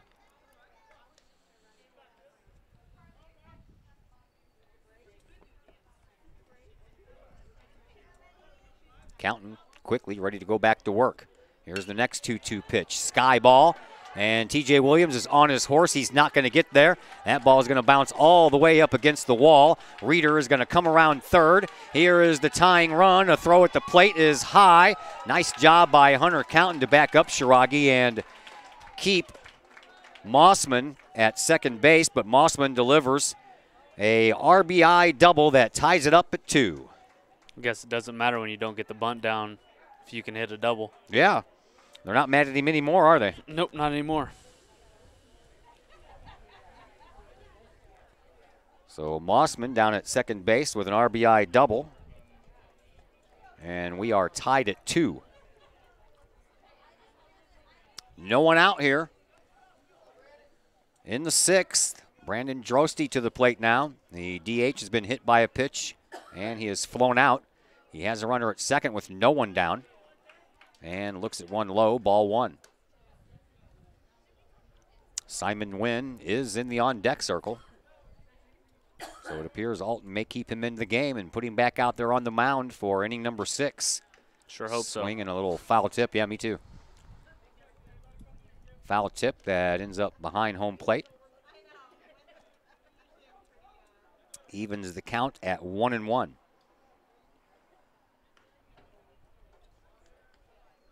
Next pitch, inside, almost hit the corner. It's been a hot and cold spot. It's been wishy-washy, you're saying. Mm-hmm. I agree. Here's the 2-1 pitch to Jarosti, swinging a chance for Holton at second base. He picks it up, throws over to first for out number 1. Mossman makes his way over to third on the play, but there is an out in the inning. Well, that first one's always the toughest one to get.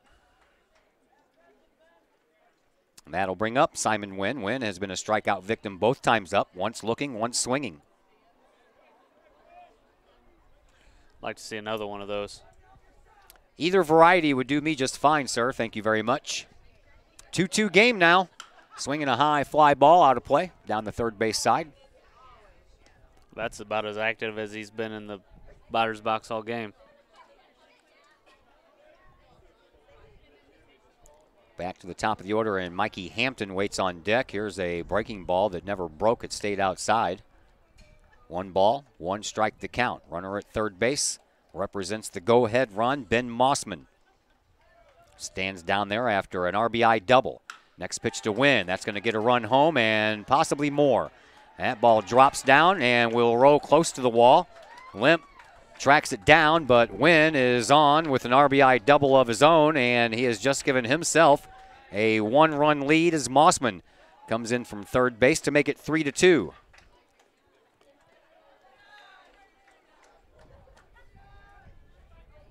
Fifth hit on the afternoon for Alton.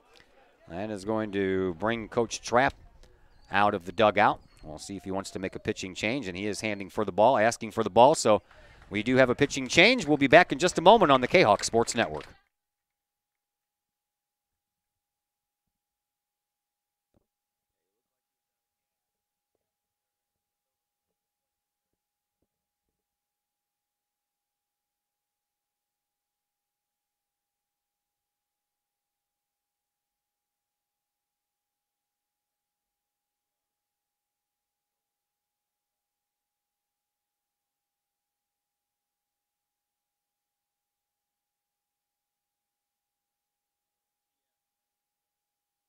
For Collinsville as they bring in Jacob Dumstorf.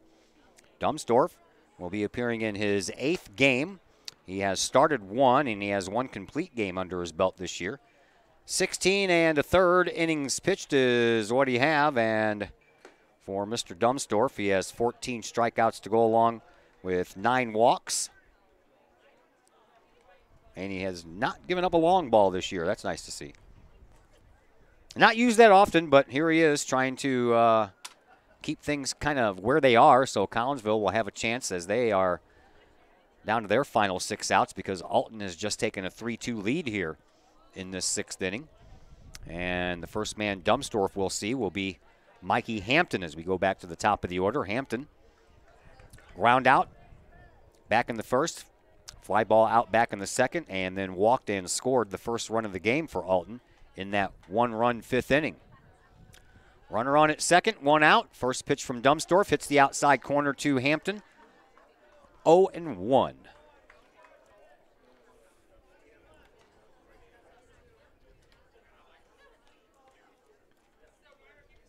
Dumstorf ready again.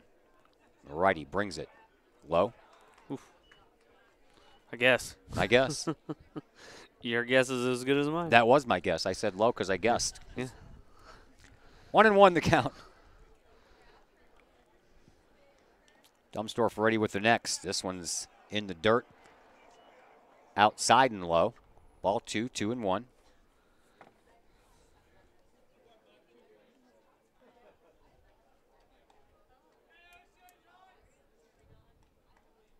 Next delivery on the way. High. Girls soccer team is at home tonight. It's their senior night. They are taking on Springfield before they close out the season. Thursday at home against Belleville East. Chris Kettler is at the softball game. He'll give me an update from there. I think it's 3-3. Swinging a high fly ball. Braden Limp comes in. Makes the catch for out number 2. Wynn keeps put at second base. And there are 2 outs in the inning.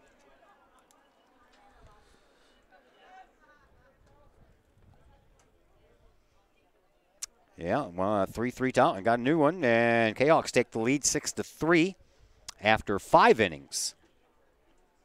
And they, too, I believe, are playing Alton. And a base hit up the middle may score another run as Limp is coming up throwing, and they hold Wynn at third base anyway on a base hit by Charlie Erler.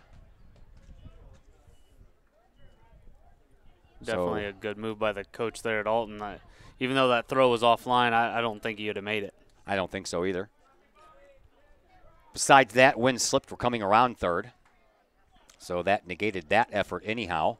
And now it's up to Robbie Tall. Tall walked and stole a base in the first, was stranded at third base in that inning.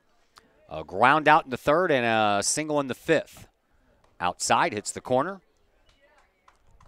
Called strike 1. So runners on the corners, 2 outs here in the top of the 6th inning. Alton has already plated 2 runs in this inning to take a 1-run lead. Collinsville would like to keep it right there where it is. Runner goes and steals second, but Shiragi decided to throw back to third in case Wynn had any ideas on trying to come home because Erler got a great jump at first base. So now runners at second and third. Timeout called at the plate by Hunter Shiragi, and they're going to go ahead and intentionally walk tall to load the bases for Jackson Brooks. Brooks has struck out, singled, and knocked in a run with a sacrifice fly back in that one-run fifth inning.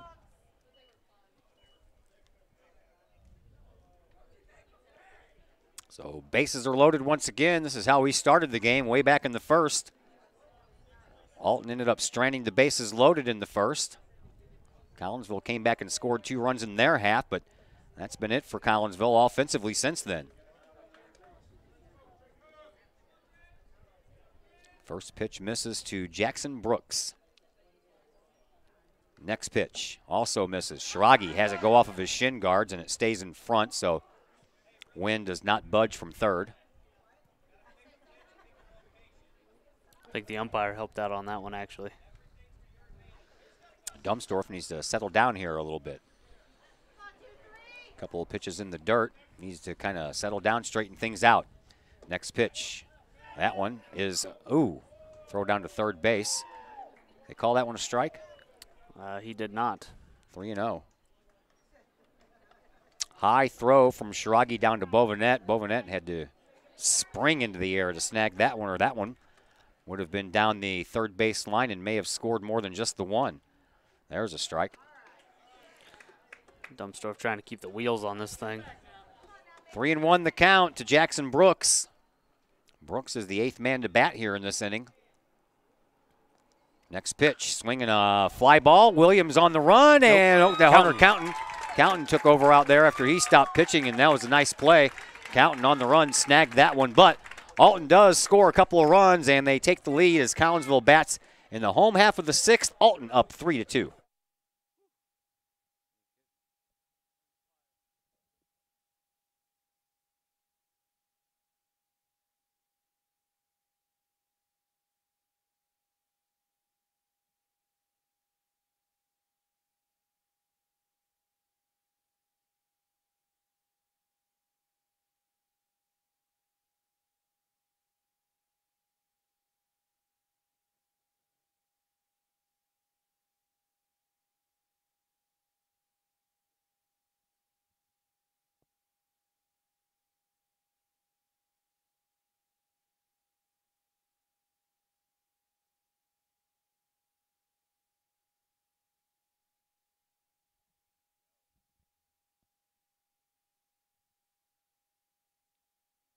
Time to thank some more of our sponsors. How about Mike and Nancy Cluck? They are proud graduates of Collinsville High School, and now they are proud owners of their very own Allstate agency. It is called the Cluck Family Allstate Agency. It's in Glen Carbon, right on 159 when you enter the hustling, bustling town of Glen Carbon, right across the street from the IHOP there. If you would like a free quote, you can give them a call at 205-6060. You can also check out their Allstate Agency website or their Facebook page to connect with them today. We have arrived to the bottom of the 6th, and Simon Wynn is back out there for his 6th inning worth of work on the hill, as his teammates and himself has given them a lead at 3-2. 1-run lead here in the bottom of the 6th inning. Collinsville with some work to do. It'll be the middle of the order. Hunter Shiragi, Devin Bovenet, and Noah Scrum to bat here. If anyone can get on, TJ Williams will have a chance at the dish. Good set of hitters there coming up for Collinsville. If anybody's going to put runs on the board here in this inning, it's going to be those 3. Shiragi walked and scored back in the 1st and doubled back in the 3rd. Collinsville scored 2 runs in the 1st and have not scored since, trying to break that string right here, as Alton has placed up back-to-back runs in the 5th and the 6th. 1 in the 5th, 2 in the 6th. Right now the Redbirds have the 3-2 advantage. The 1-0 pitch from Wynn to Shiragi on the way, and That one's fouled straight back to the screen. Shiragi was all over that one. 1-1.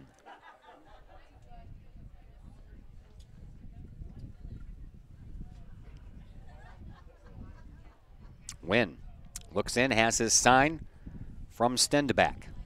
Here's the pitch. Swinging a shot down the third base side, but foul. 1 ball, 2 strikes to count to Hunter Shiragi.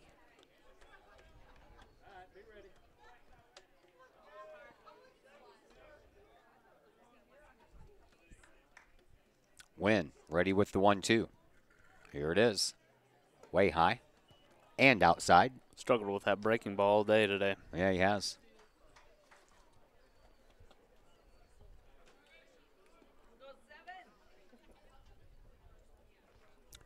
2-2 the count. Next pitch to Shiragi outside. Full count. Need a base runner. Make sure it's in the strike zone before you swing at it.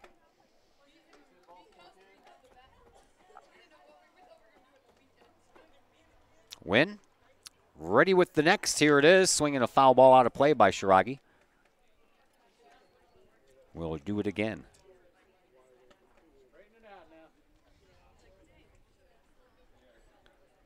Wynn being very careful here with Shiragi. He hadn't seen a whole lot to hit. Wynn is ready with the 3-2. Here it is. Swinging a high fly ball. Back out to left field. Back goes the left fielder against the wall, and he catches it at the top of the wall and possibly brings back a game-tying home run off the bat of Hunter Shiragi. Yeah, if that wasn't over, it was off the top of the fence and possibly extra bases. Wow. Up to Devin Bovenet now. Mossman, fantastic job tracking that ball down, never gave up on it. Went all the way back to the wall. Leaped and caught that ball right at that yellow line. There's a swing and a foul out of play by Bovenet. Yeah, I'm not sure if it would have went out or it would have went off the top of the fence, but it's all moot now because it ended up into the glove of Mossman.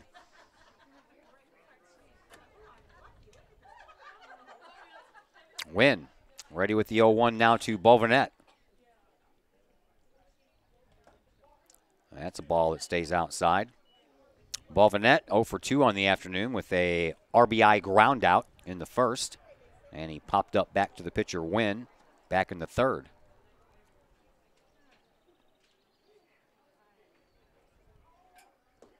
Next one's in the dirt. 2-1. Bovenet works himself into a hitter's count here too. Noah Scrum waits on deck. No one on. 1 out. We're in the bottom of the 6th. 3-2 game. Alton with the 1-run lead. Next pitch to Bovenet. Swinging a shot down the third base side. Foul.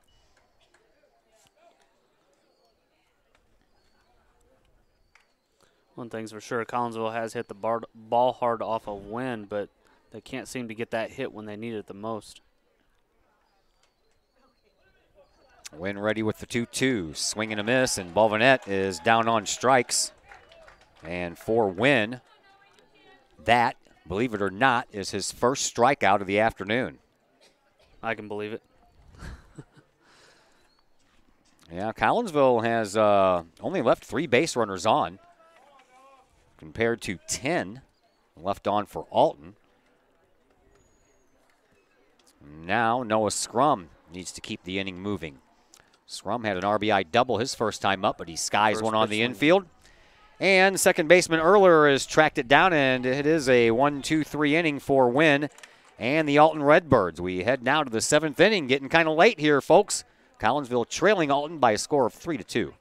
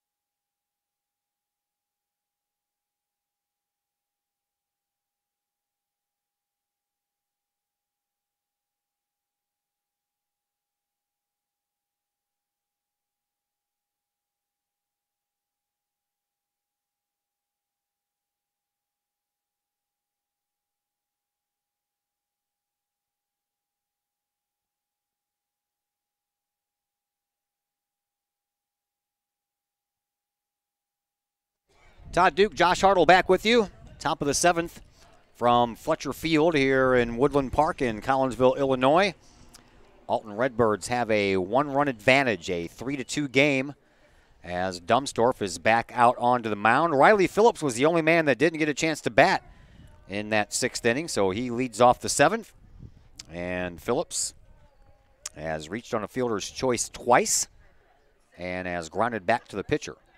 And he does the same thing. Well, off of the pitcher's glove. Dumsdorf picks it up, throws to first in time. Oh, they're going to say now that he pulled Morski off the bag with the throw.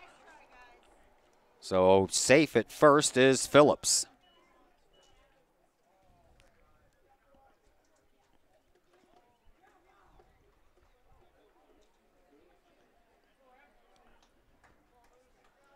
And that'll bring in Adam Stiltz. Stiltz was a strikeout victim in the 1st inning, and he has reached base both times since then, once on a fielder's choice and once on a base hit. Came around to score after that base hit in the 6th. His run tied it up.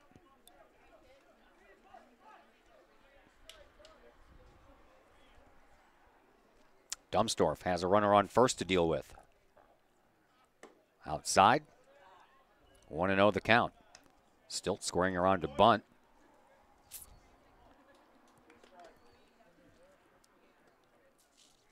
Dumsdorf has not obliged with a pitch in the strike zone yet. Now he does, and that bunts down the first base line, but it is going to roll foul. Nice job by Stiltz not to kick that ball while he was heading down the first base line.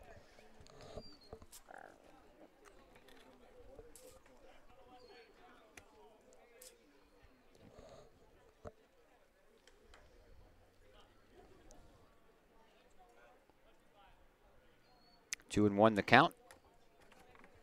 Dumsdorf steps off. Checks on Phillips over at first. Stiltz stands in there with a 2-1 count. Looks at one low. 3-1. Got to be able to throw a strike to a guy who's willing to give you an out.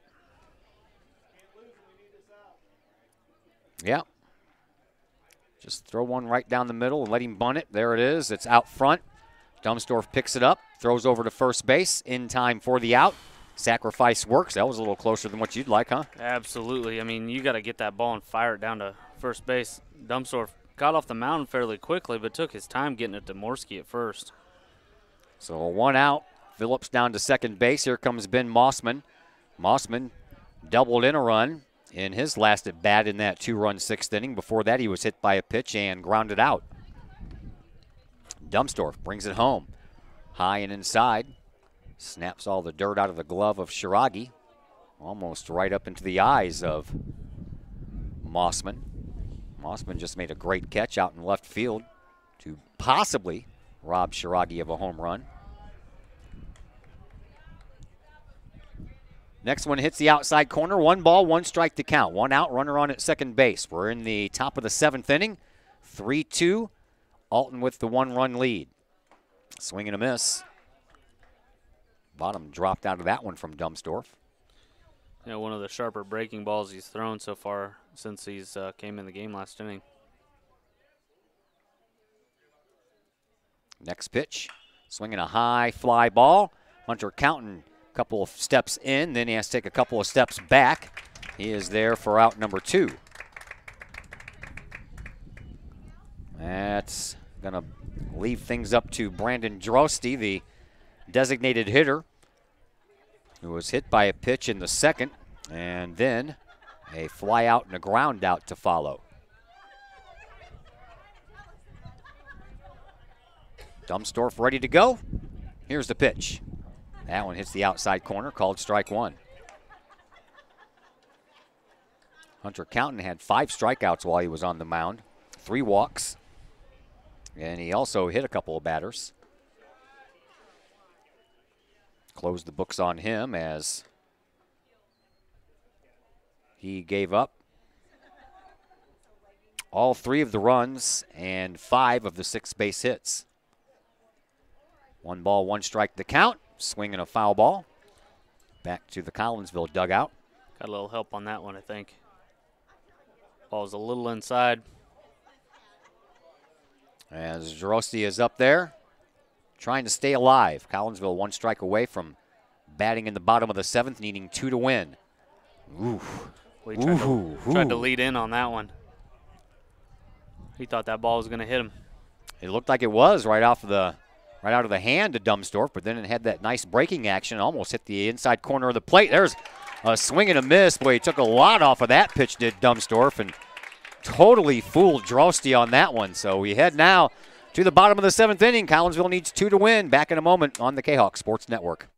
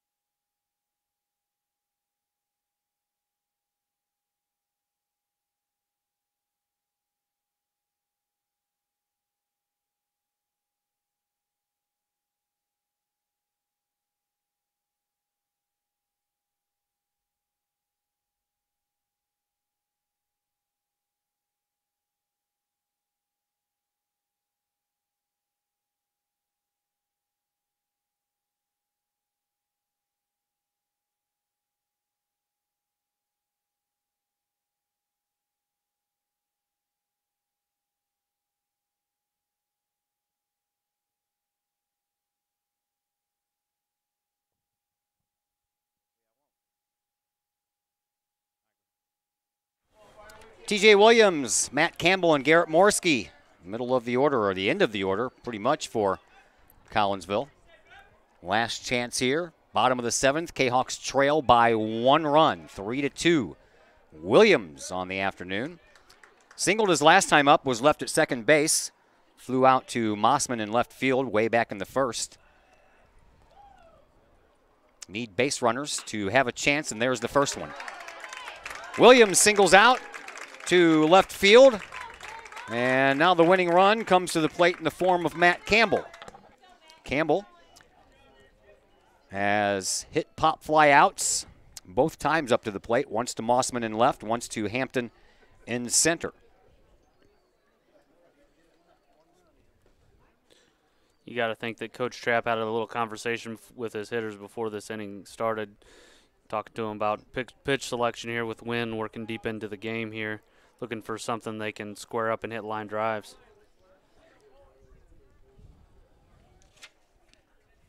Collinsville has 1 base runner. That's TJ Williams on at first. Matt Campbell bunts and bunts back to the screen. Got to get the bunts down.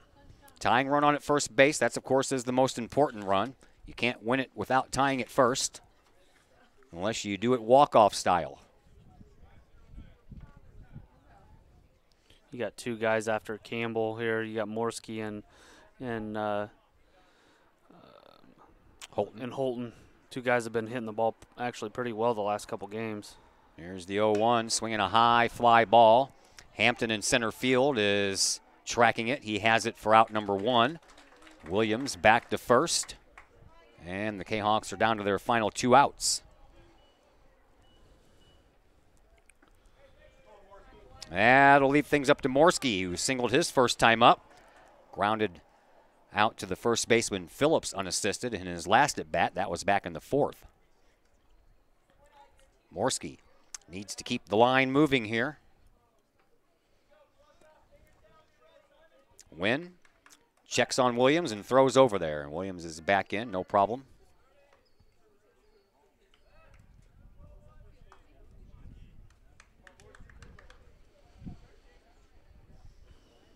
Again, Wynn from the stretch. Checks and pitches. Swinging a high fly ball on the infield.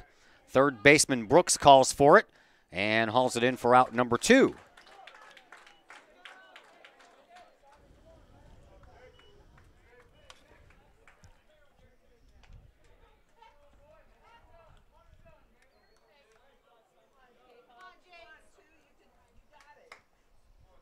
So up to Jake Alton now for Collinsville.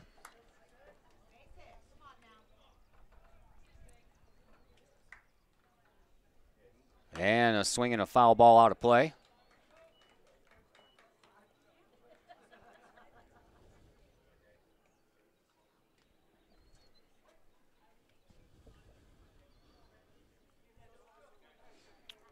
Win again.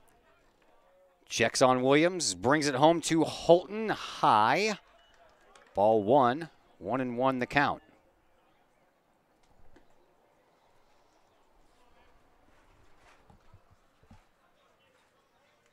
Where'd I go? How about that?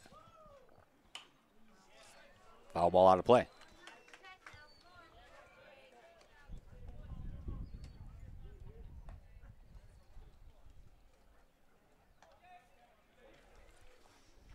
One ball, one strike to count. Williams representing the tying run over at first base. Next pitch to Holton. Swing and a base hit out to right field. Williams is going to hold up at second base. And Collinsville has the tying run at second and the potential winning run over at first.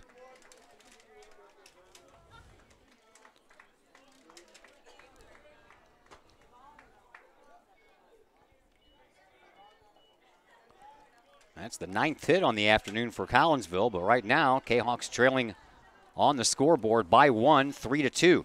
Back to the top of the order. Here comes Braden Limp. Limp is 0 for 3 on the afternoon. He's grounded out all 3 times, twice to the shortstop Tall and once to Brooks over at third. So Limp's due. Chance for the senior to have a day here on senior night. There's a bouncing ball to the third baseman. Brooks is up with it, throws over to first base in time for the out, and Collinsville drops this one by a final score of 3-2. That brings us into the Chiropractic Works post-game show here on the Kahok Sports Network. Chiropractic Works owned and operated by Dr. Chris McCluskey. He and his crew are focused on helping as many people as possible live high-quality lives, all through chiropractic care and wellness. You can visit Dr. McCluskey at Chiropractic Works in Collinsville, 410 Regency Center just off of the Beltline Road in Collinsville, or call 343-3602 or online, chiropracticworkscollinsville.com. We're not going to spend a lot of time on the postgame show because we're back here tomorrow, and we'll talk about this game with Coach Trapp during the pregame show. But just real quickly, one of those games, that Collinsville had their chances, especially early on, couldn't quite get any more runners across the plate, and Alton just kind of hung in there and chipped away when they needed to pull out this victory. Yeah, I mean, Alton's not a bad ball club. They hung around. He threw strikes when he needed to. He struggled a little bit, and it was a game that you saw Collinsville have a couple opportunities to take this game away and blow it open, but they never actually, put their foot down and completed that. They had too many opportunities to win this game not to have won it. Alton wins 3-2. They had 3 runs on 6 hits. They committed 1 error and left 10 base runners on. So really the score could have been a lot worse than 3-2. Collinsville, 2 runs on 9 hits, and they committed 1 error and left 5 base runners on base. So just by the pure simple fact that Alton stranded 10 runners, Collinsville out-hit Alton 9-6. This game could have been a lot different than 3-2, no matter who won. I mean, Alton obviously did, but each team could have put more runs on the board, and they just couldn't get it done. Yeah, neither team really showed us anything offensively like they did in the last meeting. The last meeting, both teams put up big offensive numbers, and this game, for some reason, neither team could get a foothold in and have a big inning.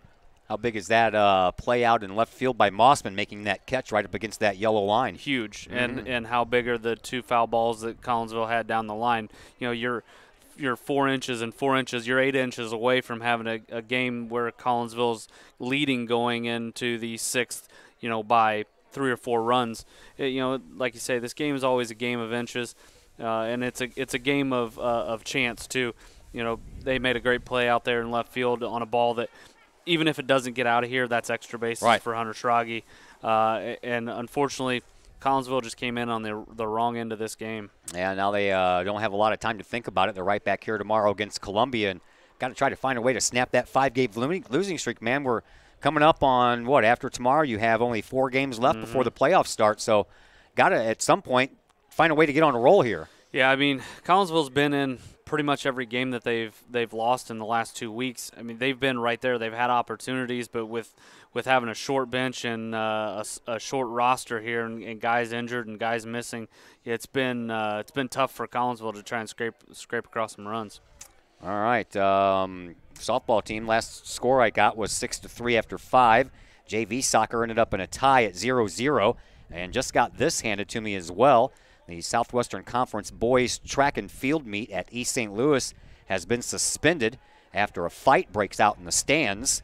The meet is now scheduled to resume Friday at a different location to be announced later. Interesting. Yeah, not a good interesting. No, not at all. All right, so we'll keep our eye on all that stuff too. All right, you back here with me tomorrow, sir? Absolutely. Why not? All right, final score, Alton wins 3-2 until tomorrow. For Josh Hartle, I'm Todd Duke. Everyone have a great night.